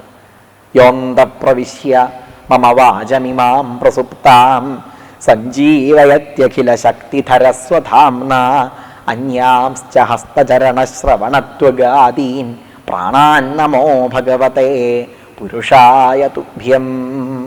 പ്രാണനും ഇന്ദ്രിയങ്ങൾക്കും ഇനി മനസ്സിനും ബുദ്ധിക്കും ഒക്കെ സാക്ഷിയായി നിൽക്കുന്ന, അവയെ മുഴുവൻ പ്രവർത്തിപ്പിക്കുന്ന ആ പരമ്പൊരുടനായിക്കൊണ്ട് നമസ്കാരം എന്ന് പറയാണ്. ഇതൊക്കെ ഉപനിഷത്തിലുള്ള ആശയങ്ങൾ തന്നെയാണ്. കേനോപനിഷത്തിൽ പറയുന്നുണ്ട്. കേനോപനിഷത്തിൽ ചോദിക്കുകയാണ്, കേനേഷിതം പതതി പ്രേഷിതം മന. ആരുടെ പ്രേരണയാലാണ് മനസ്സ് ഓരോരോ വിഷയങ്ങളിലേക്ക് പോകുന്നത്? ആരുടെ പ്രവർത്തനം കൊണ്ടാണ് ഇന്ദ്രിയങ്ങൾ സഞ്ചരിക്കുന്നത്, വിഷയങ്ങളിലേക്ക് സഞ്ചരിക്കുന്നത്? അതിന് ഉത്തരം പറയുന്നത് എങ്ങനെയാണെന്ന് നോക്കൂ. ശ്രോത്രസ്യ ശ്രോത്രം മനസോ മനോയത്. ചെവിക്കും ചെവിയായിട്ട്, മനസ്സിനും മനസ്സായിട്ട്. പ്രാണസ്യ പ്രാണ, പ്രാണനും പ്രാണനായിട്ട്. ചക്ഷുഷശ്ചക്ഷു, കണ്ണിനും കണ്ണായി നിൽക്കുന്ന. അതിമുച്യ ധീരാഹ. അപ്പൊ ഈ ഇന്ദ്രിയങ്ങളെയൊക്കെ അതിക്രമിച്ചു കഴിഞ്ഞാൽ, അതാണ് അതിമുച്യ എന്ന് പറയുന്ന അർത്ഥം. ഇവയെ മുഴുവൻ അതിക്രമിച്ചു കഴിഞ്ഞാൽ എന്ത് മനസ്സിലാവും? ഇതിൻ്റെയൊക്കെ പ്രവർത്തന ശക്തിയായി നിൽക്കുന്ന പരമ്പൊരുളാണ് താൻ. പ്രേത്യാസ്മാത് ലോകാത് അമൃതാഭവന്തി. ഈ പ്രപഞ്ച അവസ്ഥയെ അതിക്രമിച്ച് പ്രപഞ്ചോപശമം, ശാന്തം, ശിവം, അദ്വൈതം എന്നുള്ള ആ അവസ്ഥയിലേക്ക് നമ്മൾ എത്തുന്നു. അപ്പോൾ എന്ത് ബോധ്യപ്പെടും? ഭഗവാൻ മാത്രമേ ഇവിടെ ഉള്ളൂ. ആ ഭഗവാനിലാണ് ഈ സമസ്ത പ്രപഞ്ചവും സത്യമായിട്ടിരിക്കുന്നത്. സമസ്ത പ്രപഞ്ചം എന്ന് പറഞ്ഞാൽ വെഷ്ടിയിൽ പറയുമ്പം ദേഹേന്ദ്രിയ മനസ്സുകളൊക്കെ എന്താണ്? പ്രപഞ്ചം തന്നെയാണ്. ഇതും പ്രപഞ്ചമാണ്. പുറമേയുള്ള നമ്മൾ കാണുന്ന സൂര്യചന്ദ്രാദികളോ അതും പ്രപഞ്ചം തന്നെ. ഇതൊക്കെ ആ ഭഗവാനിലാണ് ഇരിക്കുന്നത്, ഭഗവാൻ മാത്രമാണുള്ളത് എന്ന് ബോധ്യപ്പെടും. ഇത് തന്നെയാണ് എഴുത്തച്ഛനും ഹരിനാമകീർത്തനത്തിൽ പറഞ്ഞത്. ഈ ഒരു ശ്ലോകത്തിന്റെ ആശയം തന്നെയാണ്. അർക്കാനലാതി വെളിവൊക്കെ ഗ്രഹിക്കുമൊരു കണ്ണ്, കണ്ണിഞ്ഞു കണ്ണ് മനമാകുന്ന കണ്ണ്, അതിനു കണ്ണായിടുന്ന പൊരുൾ താനെന്നുറയ്ക്കുമതിലാനന്ദമെന്തു ഹരി നാരായണായ നമ. അല്ലേ? അർക്കാനലാതി വെളിവൊക്കെ ഗ്രഹിക്കുമൊരു കണ്ണ്. നമ്മൾ ഈ പുറമേയുള്ള വസ്തുക്കളൊക്കെ ഇന്ദ്രിയം കൊണ്ട് കാണുന്നു, നേത്രേന്ദ്രിയത്തിലൂടെ കാണുന്നു. കണ്ണിഞ്ഞു കണ്ണ്, കണ്ണിൻ്റെയും കണ്ണെന്താണ്? മനമാകുന്ന കണ്ണ്. മനസ്സല്ലേ? മനസ്സെന്ന് പറഞ്ഞാൽ അവിടെ മനസ്സിനെയും അതുപോലെ അന്ധകരണത്തെയൊക്കെ എടുക്കാം. മനസ്സ് വെച്ചാൽ സങ്കല്പ വികല്പങ്ങൾ ചേർന്ന ഭാവമാണ്, സ്ഥൂല ഭാവമാണ്. അന്ധകരണത്തിൻ്റെ ഒരു സ്ഥൂല ഭാവമാണ് മനസ്സ്. വേണോ വേണ്ടയോ, നമ്മളൊക്കെ മനസ്സിലാണ് അധികം ഇരിക്കുന്നത്. എല്ലാവരും മനസ്സിലാണ്. ഇവിടെ സത്രമല്ല, സത്സംഗമുണ്ട്. സത്സംഗത്തിന് പോകണമോ? പോകാം അല്ലേ? അല്ല വേണ്ട, പോണ്ട, ഇന്ന് പോണ്ട, അടുത്ത ആഴ്ച പോവാം, ഇങ്ങനെ അല്ല പോയേക്കാം. ഇങ്ങനെ സങ്കല്പം വികല്പം ചെയ്യുന്ന ആ ഭാവം ഒരു സ്ഥൂലമാണ്. കാരണം മനസ്സിൻ്റെ ഒരു പ്രത്യേകത അത് ഇന്ദ്രിയങ്ങളോട് ചേർന്ന് നിൽക്കുകയാണ് എപ്പോഴും. മാത്രമല്ല ബാഹ്യലോകവുമായിട്ടും ചെറിയൊരു ബന്ധമൊക്കെ ആർക്കുണ്ട്? ഇന്ദ്രിയങ്ങൾക്കുള്ളതുപോലെ അല്പം മനസ്സിനുണ്ട്. ആ അവസ്ഥയ്ക്കാണ് മനസ്സ് എന്ന് പറയുക. ബുദ്ധി എന്ന് പറയുമ്പോഴോ കുറച്ചും കൂടി സൂക്ഷ്മമായി, സ്ഥൂലഭാവത്തിൽ നിന്ന് കുറച്ചുകൂടി സൂക്ഷ്മതയിലേക്ക് എത്തി. ഒരു ഉറപ്പ്, ഒരു ഏകാഗ്രത എവിടെ ഉണ്ട്? ബുദ്ധിയിലുണ്ട്. ഈ ഏകാഗ്രതയോട് കൂടിയ ബുദ്ധി, സൂക്ഷ്മമായ ഈ ബുദ്ധി ഈശ്വരാംശത്തെ അല്ലെങ്കിൽ ഈശ്വരഭാവത്തെ കൂടുതൽ പ്രതിബിംബിക്കുന്നു. ഈശ്വരഭാവം ആ ബുദ്ധിയിൽ, നിശ്ചയാത്മികമായ ആ ബുദ്ധിയിൽ കൂടുതൽ പ്രതിബിംബിക്കുന്നു എന്ന് ആര് പറയുന്നു? വേദാന്ത ശാസ്ത്രം എപ്പോഴും പറയുന്നുണ്ട്. ബുദ്ധിയ, ആ അനന്യമായ ആ ബുദ്ധി, ഭഗവാനോട് ചേർന്ന് നിൽക്കുന്ന ബുദ്ധി, ഏകാഗ്രമായ ആ ബുദ്ധി, വ്യവസായാത്മിക ബുദ്ധി എന്നൊക്കെ പറയും ഭഗവത്ഗീതയിൽ. ആ ബുദ്ധി നമ്മളെ ആരാക്കി മാറ്റുന്നു? ഭഗവത് സ്വരൂപികളാക്കി മാറ്റുന്നു. അതാണ് അതിൻ്റെ മാർഗം. ബുദ്ധി കുറച്ചും കൂടി സൂക്ഷ്മമാണ്. ഈ ബുദ്ധിയെയും കടന്ന് നമുക്ക് പോകാൻ കഴിയണം. ബുദ്ധിയെയും കടന്ന് പിന്നോട്ട് പോയി കഴിഞ്ഞാൽ താൻ ആരായി മാറുന്നു? ഭഗവത് സ്വരൂപം തന്നെയാണ് എന്ന് തിരിച്ചറിയുന്നു. അവിടെ എത്തുന്നതോടുകൂടി ഉണ്ടാവുന്ന ആ ഒരു ആനന്ദം അത് വർണ്ണിക്കാൻ കഴിയില്ല എന്ന് പറയാണ് എഴുത്തച്ഛൻ. എത്രയാ ആ ആനന്ദം എന്ന് വർണ്ണിക്കാൻ സാധിക്കില്ല. തൈത്തിരീയോപനിഷത്ത് ലോകത്തിലുള്ള നമ്മൾ അനുഭവിക്കുന്ന പല സുഖങ്ങളെക്കുറിച്ചും താരതമ്യം ചെയ്തിട്ട് ഇവയ്ക്കൊക്കെ കിട്ടുന്നതിനേക്കാൾ വലിയ സുഖമാണ്, ഈ വസ്തുക്കളിൽ നിന്നൊക്കെ ലഭിക്കുന്നതിനേക്കാൾ വലിയ സുഖം എന്ന് പറയാൻ വയ്യ, ആനന്ദമാണ്. പരമാത്മാവിനെ സാക്ഷാത്കരിച്ചാൽ ലഭിക്കുന്ന ആനന്ദം എന്ന് പറയുന്നുണ്ട്. മഹാഭാരതത്തിലും കാണാം, യശ്ച കാമസുഖം ലോകേ, ഈ ലോകത്തിലുള്ള എല്ലാ കാമ്യസുഖങ്ങളും കാമ്യ വസ്തുക്കളിൽ നിന്ന് കിട്ടുന്ന സുഖത്തേക്കാൾ അധികം സന്തോഷം, ശാന്തി ആർക്ക് കിട്ടുന്നു? ഒരു മുനിക്ക് കിട്ടുന്നു എന്ന് പറയാണ്. തൃഷ്ണ ക്ഷയസുഖസ്യാസ്യ നാർഹതി ഷോഡശീ കലാം. തൃഷ്ണ ജയിച്ചവനെ, തൃഷ്ണ ഇല്ലാതെ ആയവന് കിട്ടുന്ന ആ സ്വസ്ഥത ഇവർക്കൊന്നും കിട്ടില്ല എന്ന് പറയാണ്. 16 ഭാഗം പോലും ആവില്ല. അവന് കിട്ടുന്ന ആനന്ദത്തിൻ്റെ 16 ഭാഗം പോലും വിഷയങ്ങളുടെ വഴിക്ക് പോയിട്ട് കിട്ടുന്ന ആ സുഖം കൊണ്ട് ലഭിക്കില്ല എന്ന് പറയാണ്. പക്ഷെ അത് അവിടെ എത്തണം.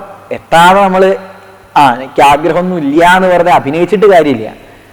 അതാണ് വൈദിക സംസ്കാരത്തിൻ്റെ ഒരു പ്രത്യേകത. ഓരോരുത്തർക്കും പറ്റുന്ന വഴി കൊടുത്തിട്ടുണ്ട്.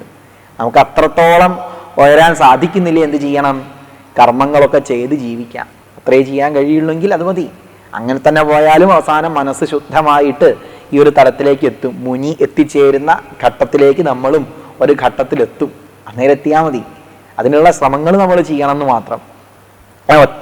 ഒരു സുപ്രഭാതത്തിൽ തന്നെ നമുക്ക് പൂർണ്ണ വിരക്തനായിട്ട് അങ്ങോട്ട് ചിലർക്ക് കഴിയും, എല്ലാവർക്കും അങ്ങോട്ട് സാധിക്കില്ല. ഇനി മൂക്കാണ്ട വഴുത്താലോ അത് കൂടുതൽ പ്രശ്നമാവുകയും ചെയ്യും. മൂക്കാണ്ട വഴുത്താൽ കൂടുതൽ പ്രശ്നമാവും. അപ്പം അതിനെന്താ നല്ലത്? കർമ്മങ്ങളൊക്കെ ചെയ്ത് അത് ഈശ്വര സമർപ്പണ ഭാവത്തോടു കൂടി ചെയ്ത് അങ്ങനെ പോവുകയാണ്. അതിനി അടുത്ത ശ്ലോകങ്ങളിൽ ഇനി വർണ്ണിക്കുന്നുണ്ട്. ഏതായാലും മനസ്സിനും ബുദ്ധിക്കുമെല്ലാം സാക്ഷിയായി നിൽക്കുന്ന ആ പരമ്പൊരുളിനായിക്കൊണ്ട് നമസ്കാരം. ഇതാണ് 1-ാമത്തെ ശ്ലോകത്തിൽ പറയുന്നത്. തുടർന്ന് 2-ാമത്തെ ശ്ലോകത്തിലോ ഏകസ്ത്വമേവ ഭഗവൻ ഇദമാത്മശക്തിയാ മായാഖ്യയോരുഗുണയാ മഹതാദ്യശേഷം സൃഷ്ട്വാനുവിശ്യ പുരുഷസ്തദസൽഗുണേഷു നാനേവ ദാരുഷു വിഭാവസുവദ്വിഭാസി. ഏകസ്ത്വമേവ, അയച്ചോളൂ. ഏകസ്ത്വമേവ ഭഗവന്നിദമാത്മശക്തിയാ മായാഖ്യയോരുഗുണയാ മഹതാദ്യശേഷം സൃഷ്ട്വാനുവിശ്യ പുരുഷ തദസദ്ഗുണേഷു നാനേവദാരുഷു വിഭാവസുവദ്വിഭാസി. ഇവിടെ ഭഗവൻ എന്ന് വിളിക്കുകയാണ്. ഭഗവൻ എന്നുള്ളത് സംബോധനയാണ്. ഭഗവൻ ചേർന്ന അർത്ഥം എല്ലാ ഐശ്വര്യങ്ങളും തകന്നവൻ. ഭഗവൻ, ഭഗവാൻ എന്നും പറയും. അത് വലിയ വ്യത്യാസമൊന്നുമില്ല. ഭഗവൻ, ഭഗവാൻ. പക്ഷെ പുസ്തകത്തിലുള്ളതുപോലെ വായിച്ചാൽ മതിയേ. ഭഗവൻ എന്നുള്ളത് പോയി ഭഗവാൻ എന്ന് വായിക്കേണ്ട. സംഭവം അർത്ഥം എന്താണ്? ഭഗം ചാൽ ഐശ്വര്യം എന്നാണ് അർത്ഥം. ഐശ്വര്യങ്ങളൊക്കെ തികഞ്ഞവൻ, അതാണ് ഭഗവാൻ. എന്താ ഈ ഐശ്വര്യങ്ങൾ? ഭഗം ച ഏതൊക്കെയാണ്? വിഷ്ണുപുരാണത്തിൽ പറയുന്നുണ്ട്. ഐശ്വര്യസ്യ സമഗ്രസ്യ വീര്യസ്യ യശസ്ശ്രിയ ജ്ഞാന വിജ്ഞാനയോശ്ചാപി ഷണ്ണാം ഭഗ ഇതീരണാഹ എന്ന് കാണാം. ഐശ്വര്യസ്യ സമഗ്രസ്യ, സമഗ്രമായ ഐശ്വര്യം. വീര്യം, വീര്യം എന്ന് പറഞ്ഞാൽ ശക്തി. യശസ, യശസ്. ശ്രിയ, ശ്രിയാച്ചാൽ അവിടെ ഐശ്വര്യം, നല്ല രീതിയിലുള്ള ഐശ്വര്യം, അങ്ങനെയും കൂടി അർത്ഥം പറയാം. ശ്രിയ എന്ന് പറഞ്ഞാൽ നല്ല തലത്തിൽ, നല്ല രീതിയിൽ ഉണ്ടാവുന്ന ഐശ്വര്യം. മോശപ്പെട്ട തരത്തിൽ ഐശ്വര്യം ഉണ്ടാവാലോ, അല്ലേ? മോശപ്പെട്ട രീതിയിലും ഐശ്വര്യം ഉണ്ടാക്കിയെടുക്കാൻ കഴിയുമല്ലോ, ഉണ്ടാക്കിയെടുക്കാൻ കഴിയും. അങ്ങനെയല്ലാതെ നല്ല രീതിയിൽ ആധ്യാത്മിക അല്ലെങ്കിൽ ധാർമ്മികമായ രീതിയിലുണ്ടായ ഐശ്വര്യം, അതാണ് ശ്രീ എന്ന് പറഞ്ഞാൽ. ഐശ്വര്യസ്യ സമഗ്രസ്യ, അങ്ങനെ ചില സംഭവം സാധാരണ മലയാളത്തിലേക്ക് വരുന്ന സമയത്ത് രണ്ടും അർത്ഥം ഒന്ന് തന്നെയാണ്. ഐശ്വര്യം എന്ന് പറഞ്ഞാലും നീ ശ്രീ എന്ന് പറഞ്ഞാലും പൊതുവേ മലയാളത്തിലേക്ക് അർത്ഥം പറയുമ്പോൾ എന്താണ്? രണ്ടും ഐശ്വര്യം എന്നുള്ള അർത്ഥം തന്നെയാണ് നമ്മൾ എടുക്കാറുള്ളത്. പക്ഷേ ഒന്ന് നല്ല രീതിയിൽ ഉണ്ടാവുന്ന ഐശ്വര്യത്തിന് എന്ത് പറയുന്നു? ശ്രീ എന്നുള്ളൊരു പദവും കൂടി സംസ്കൃതത്തിൽ കൊടുക്കുന്നുണ്ട്. അങ്ങനെ ഒരു വ്യാഖ്യാനമുണ്ട്. അത് അങ്ങനെയുള്ള രീതിയിലുണ്ട്.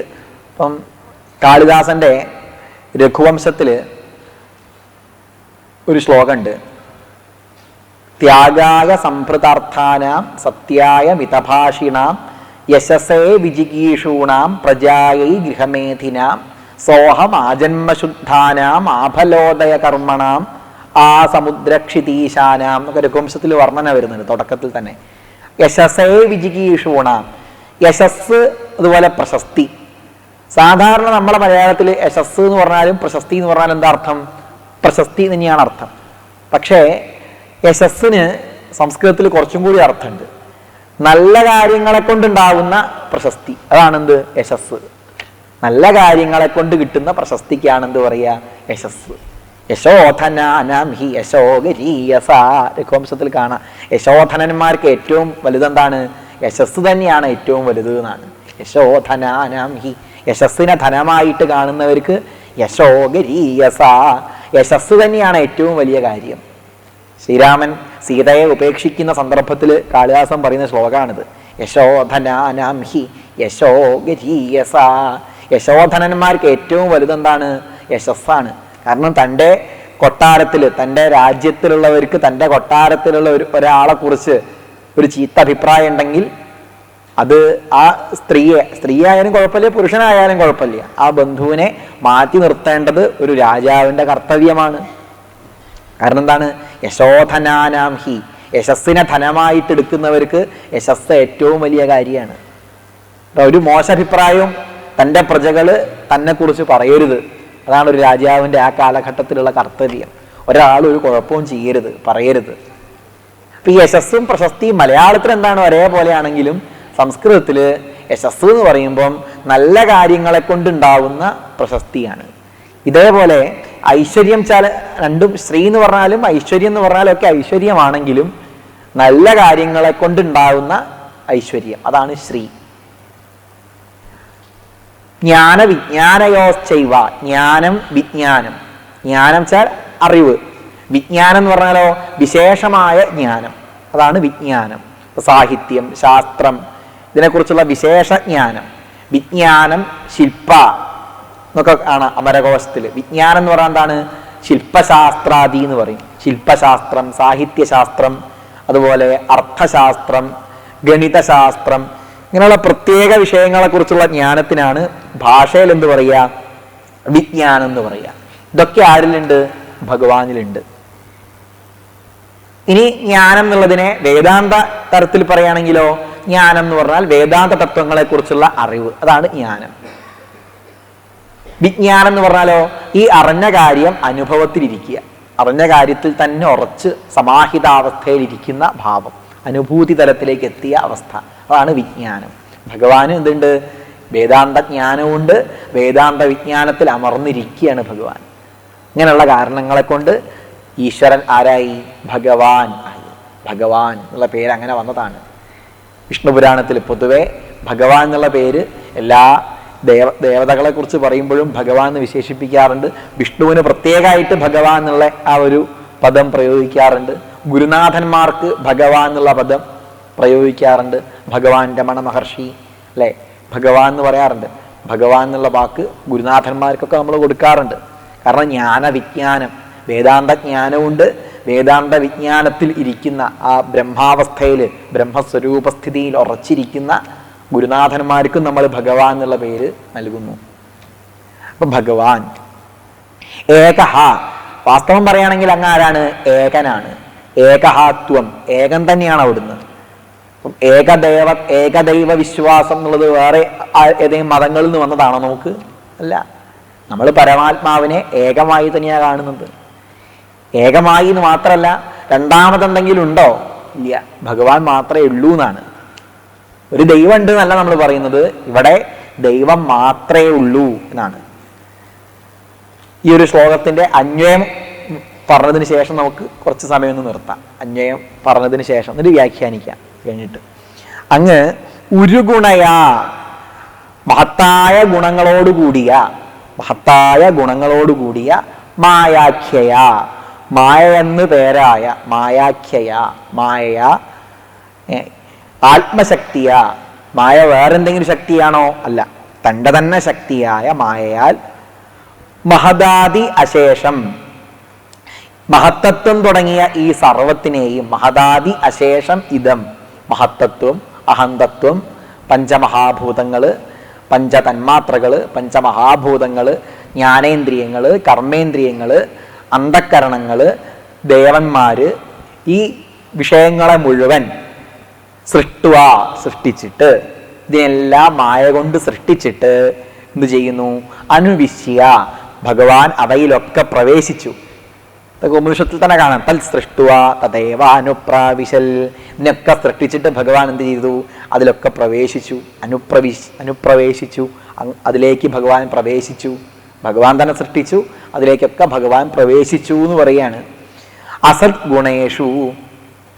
എന്നിട്ടോ ഭഗവാൻ എന്ത് ചെയ്തു? ആ അന്തര്യാമിയായിരിക്കുന്ന ഭഗവാൻ ഈ ഗുണകാര്യങ്ങളിൽ എന്താ ഈ ഗുണകാര്യം വെച്ചാൽ മഹത്തത്വം, അതുപോലെ അഹന്തത്വം, അതുപോലെ ജ്ഞാനേന്ദ്രിയങ്ങള്, കർമ്മേന്ദ്രിയങ്ങള്, ഇതിലൊക്കെ തന്നെ ഭഗവാൻ പ്രവേശിച്ചിട്ട് ദാരുഷു വിഭാവസുവത്.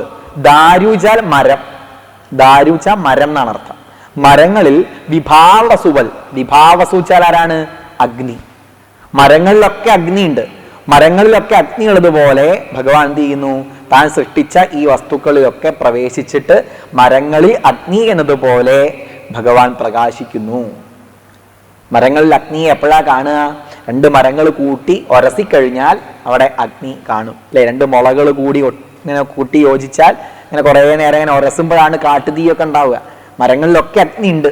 ഇതേപോലെ ഈ സൃഷ്ടമായതിലൊക്കെ ഭഗവാൻ അനുപ്രവേശിച്ച് മരങ്ങളിൽ അഗ്നിയെ എന്നതുപോലെ അവയിലൊക്കെ ഭഗവാൻ ഭഗവത് ശക്തി, ഭഗവാന്റെ മഹിമ, സത്ത്, ചിത്ത്, ആനന്ദം എന്ന ആ ഭാവം സൃഷ്ടമായതിലൊക്കെ ഉണ്ട്. ആ സൃഷ്ടമായതിലൊക്കെ ആ ഭാവത്തോടു കൂടി തന്നെ ഭഗവാൻ ഇരിക്കുന്നു. ചിലതിൽ ഭഗവാന്റെ സത്ത മാത്രമേ ഉണ്ടാവുള്ളൂ, ചിലതിലോ ഭഗവാന്റെ സത്തയും ചിത്തയും പ്രകാശിക്കും, സത്തും ചിത്തും പ്രകാശിക്കും. ചിലരിലോ സച്ചിദാനന്ദം പൂർണ്ണമായി പ്രകാശിതമാവും. ഇതാണ് പറയുന്നത്.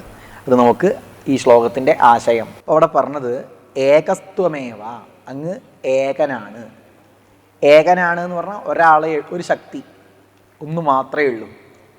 നമ്മുടെ എത്രയോ ഉപനിഷത്തുക്കളിലും വേദമന്ത്രങ്ങളിലൊക്കെ ആവർത്തിച്ചിട്ടുണ്ട്. ഏകോ ദേവ, ഏകനാണ്, സർവഭൂതേഷു ഗൂഢ, ശ്വേതാശ്വതരോപനിഷത്തിൽ കാണാം. ഈ ഏകം സത്, ഏകമായ ആ സത്യത്തെ ബഹുധാ വദന്തി, പല പ്രകാരത്തിൽ പറയുന്നു. ഋഗ്വേദത്തിൽ കാണാൻ കഴിയും. പുരുഷേവ ഇദം സർവം, ഇത് മുഴുവൻ ഏകനായ ആ പരമ്പൊരുളാകുന്നു. ഇങ്ങനെ എത്രയോ മന്ത്രങ്ങളിൽ ഈ ഈശ്വരൻ്റെ ഏകത്വത്തെ വ്യക്തമാക്കുന്നുണ്ട്. അതുതന്നെയാണ് ഇവിടെ ആവർത്തിച്ചത്. ഭഗവൻ ഇദം ആത്മശക്തിയ, ഭഗവാനായ അങ്ങ് ഏകൻ തന്നെയാണ്. ഇദം ആത്മശക്തിയ, തൻ്റെ തന്നെ ആത്മശക്തിയ, ശക്തിയാൽ. ആ ശക്തിയുടെ പേരെന്താണ്? മായ. ഇവിടെയാണ് ഭഗവാൻ മാത്രമേ ഇവിടെ ഉള്ളൂ എന്ന് വേദം പറഞ്ഞു. ഭഗവാൻ ഏകനാണ് എന്ന് പറഞ്ഞാൽ ഭഗവാൻ ഏതോ ഒരു ലോകത്തിൽ ഇങ്ങനെ ഒറ്റയ്ക്ക് ഇരിക്കുന്നുണ്ട് എന്നല്ല വൈദിക സിദ്ധാന്തം. ഇവിടെ എന്തേ ഉള്ളൂ? ഭഗവാനേ ഇവിടെ ഉള്ളൂ എന്നാണ്. അതായത് ഭഗവാനിൽ നിന്ന് ഭിന്നമായി മറ്റൊന്നുണ്ടെങ്കിൽ അവിടെ എന്തു വന്നു? ഒരു ദ്വൈതം അവിടെ വന്നു, രണ്ടു വന്നു. അപ്പൊ രണ്ടുണ്ടെങ്കിൽ ഈ രണ്ടിനും കാരണമായ ഭഗവാനും ഭഗവാനിൽ നിന്ന് ഭിന്നമായ വേറൊരു പ്രപഞ്ചവും, അപ്പൊ ഇതിൽ രണ്ടിനും കാരണമായി നിൽക്കുന്ന ഒരു സത്ത വേറെ വേണം എന്ന് വരും, അല്ലേ?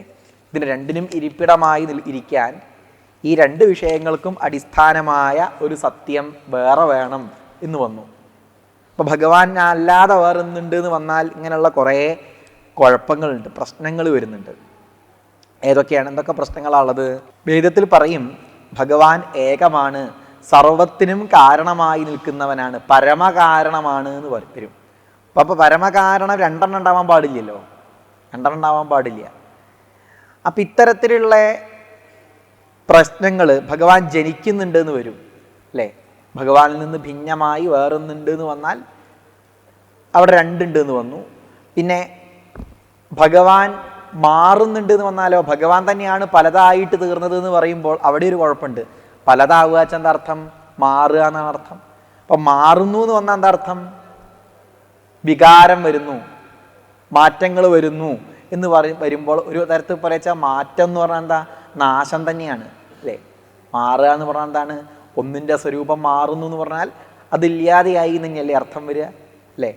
ഒന്നിൻ്റെ സ്വരൂപം മാറുന്നു എന്ന് വന്നാൽ ആ സ്വരൂപം ആദ്യമുള്ള ഭാവം മാറി, മാറ്റം വന്നു, ആദ്യത്തെ ഭാവം നശിക്കുന്നു, വികാരപ്പെടുന്നു എന്നാണ് അർത്ഥം, മാറ്റം വരുന്നു. അപ്പം ഇങ്ങനെയുള്ള ദോഷങ്ങളൊക്കെ ആരിൽ വരും? ഭഗവാനിൽ വരും. ഭഗവാൻ മാറി നിൽക്കുകയാണെന്ന് വന്നാൽ ആദ്യത്തെ ഭാവം പോയില്ലേ? അപ്പം ഐസ് ജലമായി എന്ന് വന്നാൽ ഐസ് ഖരാവസ്ഥയിൽ ഐസായിട്ട് നിൽക്കുന്നു, അത് കുറച്ച് കഴിഞ്ഞാൽ എന്തായി? ജലമായി. ജലമാകുമ്പോൾ ഐസ് ഉണ്ടോ പിന്നെ അവിടെ? ഇല്ല, ഐസ് എന്നുള്ള ഭാവം പോയി.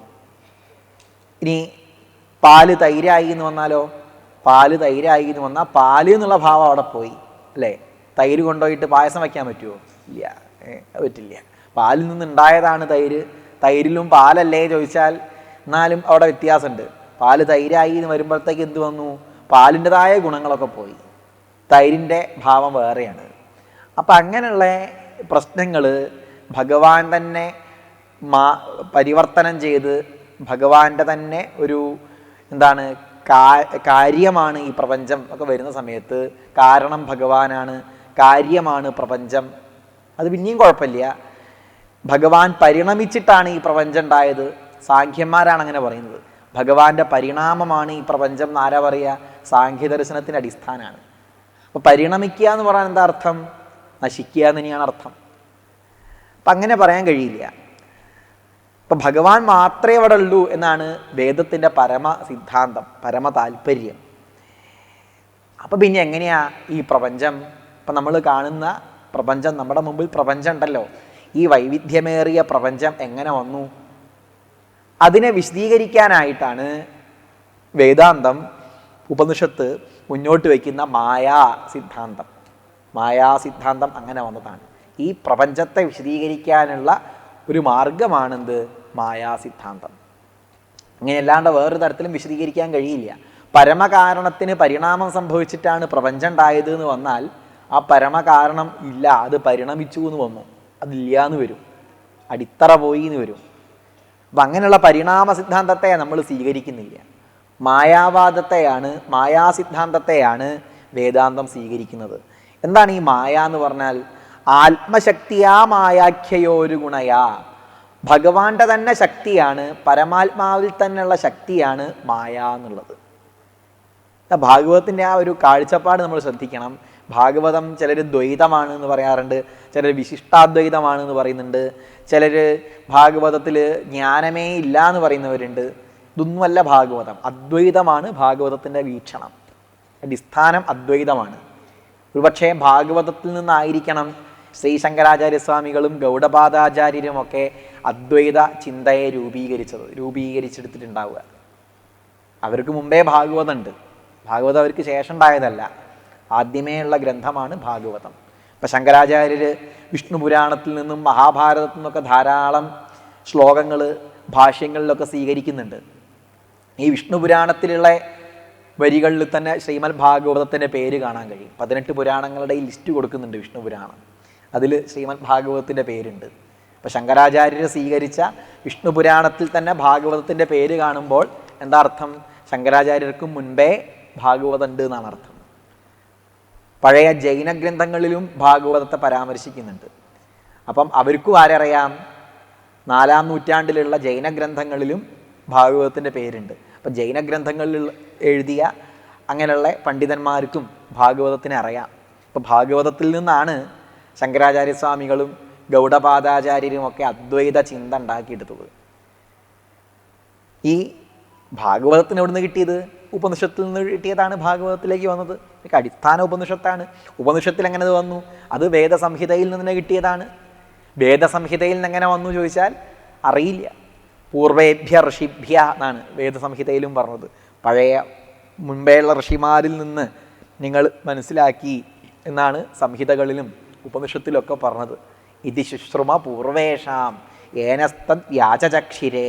ഞങ്ങളിങ്ങനെ കേട്ടിട്ടുണ്ട്, പഴയ ഋഷിമാരിൽ നിന്ന് ഞങ്ങൾ കേട്ടിട്ടുണ്ട്. അപ്പം ഈ പരമ്പര എന്ന് പറഞ്ഞാൽ അനാദിയാണ് എന്ന് കാണിക്കുകയാണ്. അപ്പം മായാഖ്യയോരു ഗുണയ, മായ എന്ന് പറഞ്ഞാൽ എന്താണ്? ഭഗവാന്റെ തന്നെ ശക്തി, ആത്മശക്തിയാ മായാഖ്യയാ. ആത്മശക്തിച്ച ഭഗവാന്റെ തന്നെ ശക്തിയാണ്. അപ്പോൾ ഭഗവാന്റെ തന്നെ ശക്തിയായ മായയാൽ എന്ത് തോന്നി? ഈ പ്രപഞ്ചം ഇപ്പോഴുണ്ട് എന്ന് നമുക്ക് അനുഭവപ്പെടുന്നു. ഈ കാണുന്ന പ്രപഞ്ചം വൈവിധ്യങ്ങളൊക്കെ ഉണ്ട് എന്ന് നമുക്ക് അനുഭവപ്പെടുന്നു. അപ്പം പ്രപഞ്ചം എന്നുള്ള ഭാവം മായ വന്നതോടുകൂടി ഉണ്ടായതാണ്. പ്രപഞ്ചം എന്നുള്ള അവസ്ഥ, പ്രകൃതി, ജഗത്ത്, മായയാണ് ആ ജഗത്തിനെ സൃഷ്ടിക്കുന്നത്. അപ്പം ജഗത്ത് മായയാൽ സൃഷ്ടിക്കപ്പെട്ടപ്പോൾ എന്തുണ്ട്? ജഗത്തിന് കാരണമായ, ജഗത് കാരണമായ ഒരു ഈശ്വരനും ഒന്നോടെ. ജഗത് കാരണമായ ഈശ്വരൻ. ഈ ജഗത്ത് സത്യമാണെന്ന് അനുഭവിക്കുന്നവരാരാണ്? ആരനുഭവിക്കുന്നത്? ആരാണ്? നമ്മൾ തന്നെ അല്ലേ? നിങ്ങൾക്കൊക്കെ ജഗത്ത് സത്യമാണല്ലേ അനുഭവം അല്ലേ? എനിക്ക് എങ്ങനെയാണ്. ഏതായാലും ചായ കഴിക്കാൻ പോയി നേരത്തെ. എന്താ കാരണം? ജഗത്ത് സത്യമായതുകൊണ്ടാണ് ചായക്ക് നിർത്തേണ്ടി വന്നത് അല്ലേ? ജഗത്ത് സത്യമല്ല എന്നുള്ള അവസ്ഥയ്ക്ക് എത്തിക്കഴിഞ്ഞാൽ പിന്നെ ചായ വേണമെന്നുണ്ടോ? ഇല്ല. ചായയും വേണ്ട, ഭക്ഷണമൊന്നും വേണ്ട. എന്നാൽ കഴിക്കുന്നവരുണ്ടേ, ഇല്ല എന്ന് അങ്ങനെയും വിശദീകരിക്കാൻ കഴിയില്ല. ഈ സത്യത്തെ സാക്ഷാത്കരിച്ചവർക്ക് ഭക്ഷണം വേണ്ട, വെള്ളം വേണ്ട, അങ്ങനെയുള്ള അത്ഭുത പ്രതിഭാസം ഉള്ളവരാണ്, അങ്ങനെ പറയാൻ കഴിയുമോ? അതും കഴിയില്ല. എന്നാൽ അവർ എപ്പോഴും എങ്ങനെയായിരിക്കും? ഇതൊന്നും ഇല്ലെങ്കിൽ അവർക്ക് എന്തുണ്ടാവില്ല? ദുഃഖം ഉണ്ടാവില്ല. എപ്പോഴും അവരുടെ മനസ്സ് ശാന്തമായിരിക്കും. പക്ഷെ നമുക്ക് ഇപ്പം എന്തുണ്ട്? ജഗത്തിനോടുള്ള ചേർച്ച ഉള്ളത് കൊണ്ടാണ് നമ്മളെ എന്ത് വിളിക്കുന്നത്? ജീവാത്മാവ് എന്ന് വിളിക്കുന്നത്. അപ്പം മായയെ ഭഗവാൻ സ്വീകരിച്ചതോടുകൂടി മായ വേറെ എന്തെങ്കിലും ആണോ? അല്ല. ഭഗവാന്റെ തന്നെ അനന്യവും അഭിന്നവുമായ ശക്തിയാണ് മായ. മായയെ സ്വീകരിച്ചു. ഏതുപോലെ? നേരത്തെ പറഞ്ഞ ഉദാഹരണം തന്നെ എടുക്കാം. അഗ്നിയുടെ ഔഷ്ണ്യം പോലെ എന്ന് പറയാം. അഗ്നിയുടെ ചൂട്. നമ്മൾ വെള്ളം തിളപ്പിച്ചു. വെള്ളം തിളച്ചത് തീനെ കൊണ്ടാണോ അതോ ചൂട് കൊണ്ടാണോ? ഏതാ ശരി?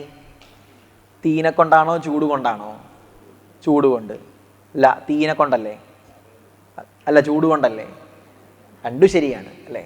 തീൻ്റെ തന്നെ അനന്യവും അഭിന്നവുമായ ശക്തിവിശേഷമാണ് ചൂട്. തീയിൽ നിന്ന് അന്യമല്ല ചൂട്. അല്ല. തീയിൽ നിന്ന് അഭിന്നമാണോ ചൂട്? അല്ല. തീയിൽ നിന്ന് അഭിന്നമാണ് വെച്ചാൽ എന്താർത്ഥം? ഭിന്നമല്ല എന്നർത്ഥം. തീയിൽ നിന്ന് ഭിന്നമല്ല എന്ത്? ചൂട്. തീയിൽ തന്നെ ഉള്ളതാണ് ചൂട്. തീയിൻ്റെ നിന്ന് വേറെ ഒന്നാണോ? വേറിട്ടതാണോ ചൂട്? അല്ല. തീയിൽ തന്നെ ചൂടുണ്ട്. അനന്യമാണ്, അഭിന്നമാണ് ചൂട്. അതേപോലെ ഭഗവാന്റെ അനന്യവും അഭിന്നവുമായ ശക്തിക്കാണെന്ത് പറയുക?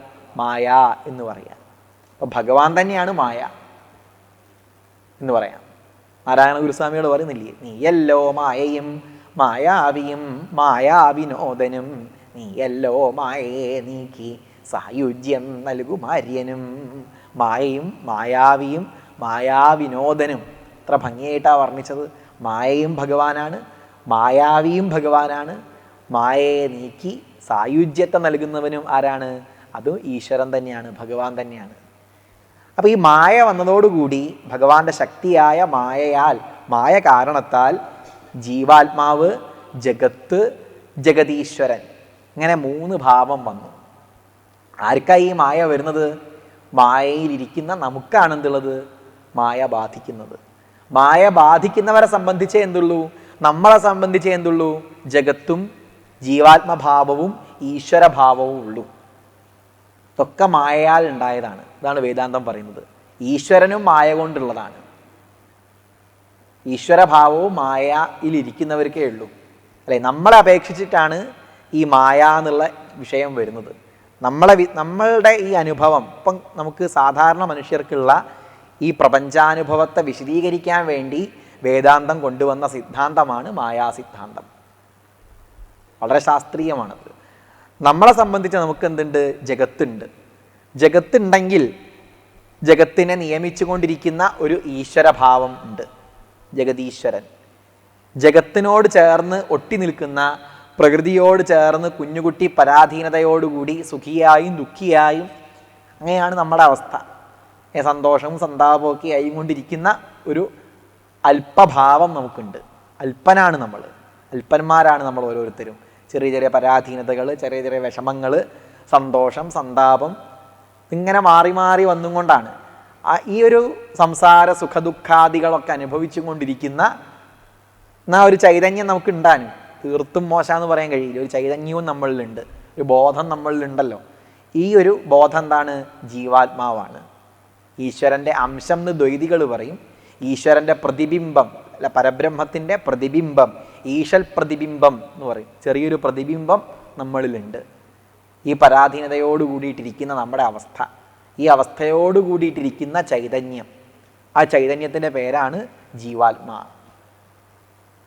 അപ്പോൾ മായയാണ് ജീവാത്മാവിനെയും ഉണ്ടാക്കിയത്, ജീവാത്മാ എന്നുള്ള ഭാവത്തെയും ഉണ്ടാക്കിയത്, ഈ ജഗത്തിനെയും കാണിച്ചു തരുന്നത്. ജീവാത്മാവിൻ്റെ അനുഭവമാണെന്ത്? ജഗത്ത്. അപ്പം ജീവാത്മാവിൻ്റെ ഈ അനുഭവത്തിന് ജീവാത്മാവ് എന്ത് ചെയ്യുന്നു? ഇതിന് മുകളിലൊരു ശക്തി വേറുണ്ട്. അത് ജീവാത്മാവിന് ഉറപ്പാണ്, ചിന്തിക്കാനുള്ള കഴിവുണ്ടല്ലോ. അപ്പോൾ ഈ ജഗത്തുണ്ടെങ്കിൽ ജഗത്തിനെ നിയമിക്കുന്നൊരു ശക്തി, കാരണമായൊരു ശക്തി ഉണ്ട് എന്ന് അദ്ദേഹത്തിന് ഉറപ്പിക്കാൻ സാധിക്കും. ആ ശക്തിയെ അദ്ദേഹം എങ്ങനെ വിളിക്കുന്നു? ഈശ്വരൻ എന്ന് വിളിക്കുന്നു. അപ്പോൾ മായ തന്നെ അവിദ്യ, വിദ്യ, രണ്ട് തരത്തിൽ പറയും. അവിദ്യയുമായ അവിദ്യ എന്ന കുപ്പായം അണിഞ്ഞിരിക്കുന്ന പരമാത്മാവിൻ്റെ പ്രതിബിംബത്തെയാണ് എന്ത് വിളിക്കുന്നത്? ജീവാത്മാ എന്ന് വിളിക്കുക. വിദ്യ എന്ന കുപ്പായം ഇട്ടിരിക്കുന്ന പരമാത്മാവിൻ്റെ അംശത്തെ അല്ലെ പരമാത്മാവിൻ്റെ പ്രതിബിംബത്തെയാണ് എന്ത് വിളിക്കുന്നത്? ഈശ്വരൻ എന്ന് വിളിക്കുന്നത്. താമസി മായയിൽ നിന്നുണ്ടായതാണ് ഈ കാണുന്ന ജഗത്ത്. ഏതസ്മാദാത്മന ആകാശ സംഭൂത ആകാശാത് വായു വായോരഗ്നി. ഒക്കെ എന്താണ്? താമസി മായയുടെ ഭാവമാണ് ഈ കാണുന്ന ജഡപ്രപഞ്ചം. തന്നെയാണ് ഈ ജഡത്തിന് തന്നെയാണ് മാറ്റർ എന്ന് ആര് പറയുന്നത്? ഭൗതിക ശാസ്ത്രം പറയുന്നത് മാറ്റർ. ഈ പ്രപഞ്ചം എന്ന് പറഞ്ഞാൽ എന്താണ്? ബോധവും ജഡവും മാത്രമേ ഉള്ളൂ. ദ്രവ്യവും ബോധവും അതേ ഇവിടെ ഉള്ളൂ. അപ്പം സത്യത്തിൽ ഈ മായയെ അതിക്രമിച്ചു കഴിഞ്ഞാലോ ഇനി എന്തില്ല? നമ്മൾ സാധനയിലൂടെ ഉയർന്ന് അവിദ്യാഭാവത്തെ നമ്മൾ അതിക്രമിച്ചു കഴിഞ്ഞാൽ ആ യോഗിയെ സംബന്ധിച്ച് ഇപ്പം എന്താ നമ്മുടെ കുഴപ്പം വെച്ചാൽ, നമ്മുടെ ജീവാത്മാവ് ഈ പ്രകൃതിയോട് ചേർന്ന് ഇങ്ങനെ കുടുങ്ങി നിൽക്കുകയാണ്. ഇങ്ങനെ ചേർന്ന് നിൽക്കുന്നത് കൊണ്ടാണ് എന്തിന് കാരണമാവുന്നത്? ഈ മായാബന്ധനം ജീവാത്മാവിന് അനുഭവിക്കാൻ കാരണമാവുന്നത്. ഇപ്പം ഇതുപോലെ ഇപ്പം ബാലകൃഷ്ണൻ നായർ സാർ ഒരു ഉദാഹരണം പറയുന്നുണ്ട്. ഒരു സിനിമ എന്ന് പറഞ്ഞാൽ എന്താ? ലൈറ്റിൻ്റെയും ഫിലിമിൻ്റെയും കൂടി സംയുക്തമാണ് നമ്മൾ കാണുന്ന സിനിമ. രണ്ടും കൂടി ചേർന്നിട്ടാണല്ലോ. ലൈറ്റ് പ്രകാശമാണ്, അതുപോലെ ഫിലിം, ഇത് രണ്ടും കൂടി ചേർന്നിട്ട് അവിടെ സിനിമ ഉണ്ടാവുന്നു. ഇപ്പോൾ സിനിമയിലുള്ള ചലനങ്ങളൊക്കെ ഇങ്ങനെ നടക്കുന്നു. ശരിക്കും അവിടെ എന്തുണ്ട്? ലൈറ്റ് വേറെ ആയിട്ട് എടുത്താലോ വേറെ നിൽക്കുന്നത് പ്രകാശമായി മാത്രം സ്വതന്ത്രമായി നിൽക്കുന്നു. ഇതേപോലെ തന്നെ നമ്മുടെ അവസ്ഥ. ജീവാത്മാവ് പ്രകൃതിയോട് ചേർന്ന് സംസാര ദുഃഖങ്ങളൊക്കെ തനിക്കുണ്ട് എന്നുള്ള അവസ്ഥയിൽ ഇങ്ങനെ കഴിഞ്ഞുകൂടുകയാണ്. വേറൊരു ഉദാഹരണം പറയുകയാണെങ്കിൽ, നമ്മളിപ്പോൾ ഒരു സീരിയൽ കാണാൻ വിചാരിച്ചോളൂ, അല്ലെങ്കിൽ സിനിമയായിക്കോട്ടെ, നാടകമായിക്കോട്ടെ. അവിടെ നാടകത്തിൽ നായകനുണ്ടാവുന്ന ആ വിഷമം, ദുഃഖം, കുറച്ച് കഴിഞ്ഞാൽ അത് ആരുടെ ദുഃഖമായി മാറുന്നു? തൻ്റെ തന്നെ ദുഃഖമായി മാറും. ഒരു ഭാഗത്ത് പോയി ഇങ്ങനെ കണ്ണൊക്കെ തുടയ്ക്കുന്നത് കാണാം. ശരിക്ക് അവിടെ ഉണ്ടായൊരു കുഴപ്പവും തനിക്കില്ല, എന്നാലും തനിക്ക് അവിടുത്തെ ദുഃഖം തന്നിൽ ആരോപിക്കുകയാണ്. ഇതേപോലെ ഈ പ്രകൃതിയുടെ പ്രകൃതിയിലുണ്ടാവുന്ന വിഷയങ്ങളെ, പ്രകൃതി എന്ന് പറഞ്ഞാൽ ഇന്ദ്രിയങ്ങളും മനസ്സും ബുദ്ധിയും ഈ കാണുന്ന ദൃശ്യപ്രപഞ്ചവും ഒക്കെ എന്താണ്? പ്രകൃതിയാണ്. ഈ പ്രകൃതിയിലുണ്ടാവുന്ന വിഷയങ്ങളും പ്രയാസങ്ങളുമൊക്കെ, സന്തോഷമായിക്കോട്ടെ അതൊക്കെ ജീവാത്മാവ് തന്നിൽ ആരോപിക്കുന്നു. ഇന്ദ്രിയങ്ങൾക്കുണ്ടാവുന്ന വിഷമങ്ങളും മനസ്സിനുണ്ടാവുന്നതും എല്ലാം തൻ്റെ ദുഃഖമായി കരുതി സുഖിക്കാനും ദുഃഖിക്കാനും ഒക്കെ കാരണമായി തീരുന്നു. ഇതിനാണ് എന്ത് പറയുന്നത്? ബന്ധനം എന്ന് പറയുന്നത്.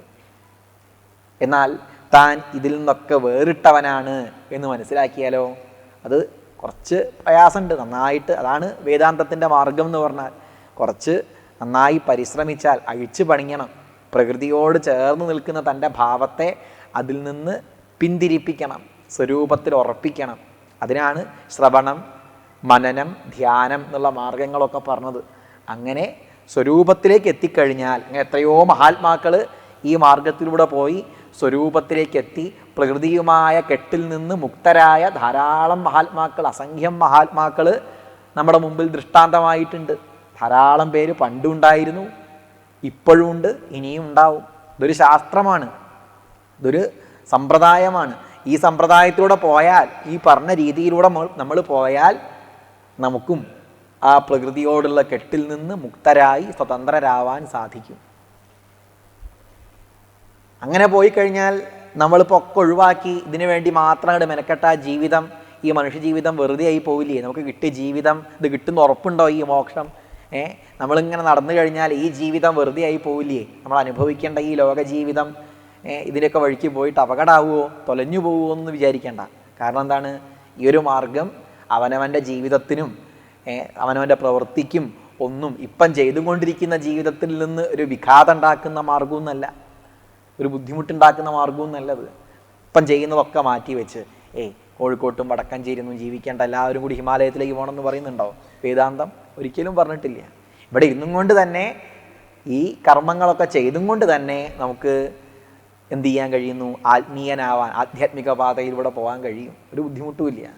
അതല്ലേ പറഞ്ഞത്, ആത്മനോ മോക്ഷാർത്ഥം ജഗദ്ഹിതായ ച. ഈ ആധ്യാത്മിക സാധനകൾ എന്ന് പറഞ്ഞാൽ തൻ്റെ മോക്ഷത്തിനായിട്ടും ഉപകരിക്കുന്നതാണ്. ജഗദ്ഹിതായ ച, ലോകത്തിന് ഹിതം ഉണ്ടാക്കുന്നതിനും ഉപകരിക്കുന്നതാണ്. അത്ര നല്ല മാർഗങ്ങളാണ്. വിവേകം, വൈരാഗ്യം, ഇതൊക്കെ ലോകത്തിൽ ആവശ്യമില്ലേ? മനുഷ്യനായി ജനിച്ചാൽ അല്പം വിവേകം വേണം, അല്പം വൈരാഗ്യം വേണം, ശമം, ദമം, തിതിക്ഷ. ഒരു കാര്യം പഠിക്കണമെങ്കിൽ ഇതൊക്കെ വേണ്ടേ? ഒരു ചെറിയൊരു കാര്യം, ഒരു അധ്യാപകൻ ക്ലാസ് എടുക്കുക വിചാരിക്കുക, ആ ക്ലാസ്സിലിരിക്കുന്ന കുട്ടികൾക്കും വേണ്ടേ ശമവും ദമവും ഒക്കെ വേണ്ടേ? വിദ്യാർത്ഥികൾക്കുണ്ടെങ്കിലേ പഠിക്കാൻ കഴിയുള്ളൂ. ഇതൊന്നും ഒരു ബുദ്ധിമുട്ടുണ്ടാക്കുന്ന മാർഗമൊന്നുമല്ല. എല്ലാവർക്കും പ്രയോജനപ്രദമാവുന്ന, പ്രയോജനം ഉണ്ടാക്കുന്ന വഴികൾ തന്നെയാണ് ശമം, ദമം തുടങ്ങിയ ഈ ഒരു ആധ്യാത്മിക മാർഗം. ഒരിക്കലും ഒരു പ്രശ്നം ആർക്കും ഉണ്ടാവുന്നില്ല. ലോകത്തിന് ആവശ്യമാണ് ഇതൊക്കെ. ദയാ, ദാനം, ഈ മൂല്യങ്ങളൊക്കെ ലോകത്തിന് ആവശ്യമാണ്. അങ്ങനെ നമ്മൾ വിവേക വൈരാഗ്യത്തിലൂടെ ഉയർന്ന് സത്യത്തെ സാക്ഷാത്കരിച്ച് കഴിഞ്ഞാലോ പിന്നെ മായ പോയി, മായ അവസാനിച്ചു. മായ പോയാലോ, മായ പോയാൽ പിന്നെ ഈശ്വരനുമില്ല, ജഗത്തുമില്ല, ജീവാത്മാവുമില്ല. ജീവാത്മാവെന്നുള്ള ഭാവം കൊഴിഞ്ഞു. ജീവാത്മാവ് അനുഭവിക്കുന്ന ദൃശ്യപ്രപഞ്ചം അതുണ്ടോ? അതുമില്ല. ഈ ദൃശ്യ ജഗത്തിന് കാരണമായ ജഗതീശ്വരൻ, ആ ഭാവവുമില്ല. ഇനി അവിടെ എന്തേ ഉള്ളൂ? ഉള്ളത് ഒരേ ഒരു ശക്തി, ഉണ്മ, പരബ്രഹ്മം, പരമാത്മഭാവം മാത്രം. അവിടേക്ക് എത്തിക്കഴിഞ്ഞാൽ പിന്നെ രണ്ടില്ല എന്നുള്ള അവസ്ഥയിലേക്ക് എത്തി. ആ തലത്തിലേക്ക് ഉയർന്നവന് പിന്നെ ഈശ്വരൻ ഉണ്ടോ? ഈശ്വരനും ഇല്ല. അവിടെ എന്തേ ഉള്ളൂ? ഉള്ളത്, ഉണ്മ, അത് മാത്രമേ ഉള്ളൂ. ആ കേവലമായ ജ്ഞാനം. ഈശ്വരൻ മായയാൽ കൽപ്പിക്കപ്പെട്ടതാണ്. ഈശ്വരനും ജഗത്തും ജീവനും മായയാൽ കൽപ്പിക്കപ്പെട്ടതാണ്. മായ പോയാൽ ജീവാത്മാഭാവം പോയി. ജീവാത്മാവിനെ അപേക്ഷിച്ച് എന്തുള്ളൂ? ജഗത്തും ജഗതീശ്വരനും ഉള്ളൂ. താൻ പരമാത്മാവായ പിന്നെ അവിടെ വേറെ എന്തെങ്കിലും ഉണ്ടോ? ഇല്ല. ഭാഗവതത്തിൽ നല്ലൊരു ഉദാഹരണം പറയും. നദ്യപ്രവിഷ്ട ഇവ നാമരൂപേ. ഈ നദികളുടെയൊക്കെ പേരുകൾ ഏതുവരെയുള്ളൂ? ഇപ്പം നമ്മൾ പമ്പ, പെരിയാറ്, നിള എന്നൊക്കെ പറയുന്നുണ്ട്. ഇതൊക്കെ ഏതുവരെ? സമുദ്രത്തിലേക്ക് എത്തുന്നത് വരെ. സമുദ്രത്തിലേക്ക് എത്തിയാൽ പിന്നെ എന്താ ഉള്ളത്? സമുദ്രം മാത്രമായി. അവിടെ പിന്നെ ഭഗവാൻ, ബ്രഹ്മേതി പരമാത്മേതി ഭഗവാൻ ഇതി ശബ്ദത്തെ. ബ്രഹ്മം എന്നും പരമാത്മാ എന്നും ഭഗവാൻ എന്നും പറയുന്ന ആ കേവല സ്വരൂപം മാത്രം അതിൽ നമുക്ക് ഉറയ്ക്കാൻ സാധിക്കുന്നു. അതുമിതുമല്ല, അസദർത്ഥമല്ല, അഹം സച്ചിതമൃതമെന്നു തെളിഞ്ഞു ധീരനായി സദസതിഥി പ്രതിപത്തിയറ്റു സത്തോ ഇതി മൃദുവായി എന്നൊക്കെ പറയുന്നില്ലേ? ആ പരമാത്മസ്വരൂപത്തിൽ മാത്രം അതിൽ ഉറച്ച് അതിൽ തന്നെ ലയിച്ച് ഇരിക്കുന്നു. അവിടെ രണ്ടില്ല. അങ്ങനെയുള്ള യോഗിയെ സംബന്ധിച്ച് രണ്ടില്ല. ആ യോഗിയിൽ പരമാത്മാവിൻ്റെ സത്ത്, ചിത്ത്, ആനന്ദം, മൂന്ന് ഭാവവും സച്ചിദാനന്ദം പൂർണ്ണമായി ആ യോഗിയിൽ പ്രകാശിക്കുന്നു. ഇതാണ് രണ്ടാമത്തെ ശ്ലോകത്തിൽ പറഞ്ഞത്. അല്ലാത്തവരിലൊക്കെയോ, ആ സത്യത്തിലേക്ക് എത്താത്തവരിലോ ആത്മാവിൻ്റെ ഈഷദാനന്ദം എല്ലാവരിലും ഉണ്ട്. പരമാത്മാവിൻ്റെ ഈഷദാനന്ദം ജീവാത്മാവിലുണ്ട്. പരമാത്മാവിൻ്റെ സത്ത എന്നുള്ള ഭാവം പ്രകൃതിയിലുണ്ട്, ജഗത്തിലുണ്ട്. ചൈതന്യം എന്നുള്ള ഭാവം ജീവജാലങ്ങളിലൊക്കെ ഉണ്ട്. ബോധം, ജീവജാലങ്ങൾക്കൊക്കെ ഇല്ലേ ബോധം? ആനന്ദം, അതും ജീവജാലങ്ങളിൽ അല്പം ഭാവം എല്ലാ ജീവജാലങ്ങളിലും ഉണ്ടല്ലോ. നമുക്കിപ്പോൾ ഒരു സന്തോഷം ഉണ്ടാവാൻ കാരണം ഒരു പായസം കഴിച്ചാൽ സന്തോഷം ഉണ്ടാവാൻ കാരണം എന്താണ്? ആത്മാവിലുള്ള ആ ആനന്ദമാണ് പായസം കഴിക്കുമ്പോൾ നമുക്ക് കിട്ടുന്ന ആനന്ദവും. പായസത്തിലാണോ ആനന്ദമുള്ളത്? പായസത്തിലുള്ള ആനന്ദം അനുഭവിക്കാൻ കഴിയുന്നത് ഭഗവാൻ നമ്മളിൽ ആനന്ദമായിട്ടുള്ളത് കൊണ്ടാണ്. നമ്മളൊക്കെ ആനന്ദ സ്വരൂപികളാണ്. കേവലമായ ആനന്ദം നമുക്കുണ്ട്. മറ്റൊന്നിൻ്റെയും സഹായം ഇല്ലാതെ തന്നെ ആനന്ദം അനുഭവിക്കാൻ കഴിയുന്നു എന്നുള്ളതിൻ്റെ തെളിവാണെന്ത്? സുഷുപ്തി. ഒന്നിൻ്റെയും സാന്നിധ്യമില്ല, യാതൊന്നുമില്ലെങ്കിലും നമുക്ക് സുഖം, സ്വസ്ഥത, ശാന്തി അനുഭവിക്കാൻ കഴിയുന്നു. അപ്പോൾ ആനന്ദം നമ്മുടെ സ്വരൂപമാണ് എന്നുള്ളതിൻ്റെ ഉദാഹരണമാണ് സുഷുപ്തി എന്നുള്ളത്.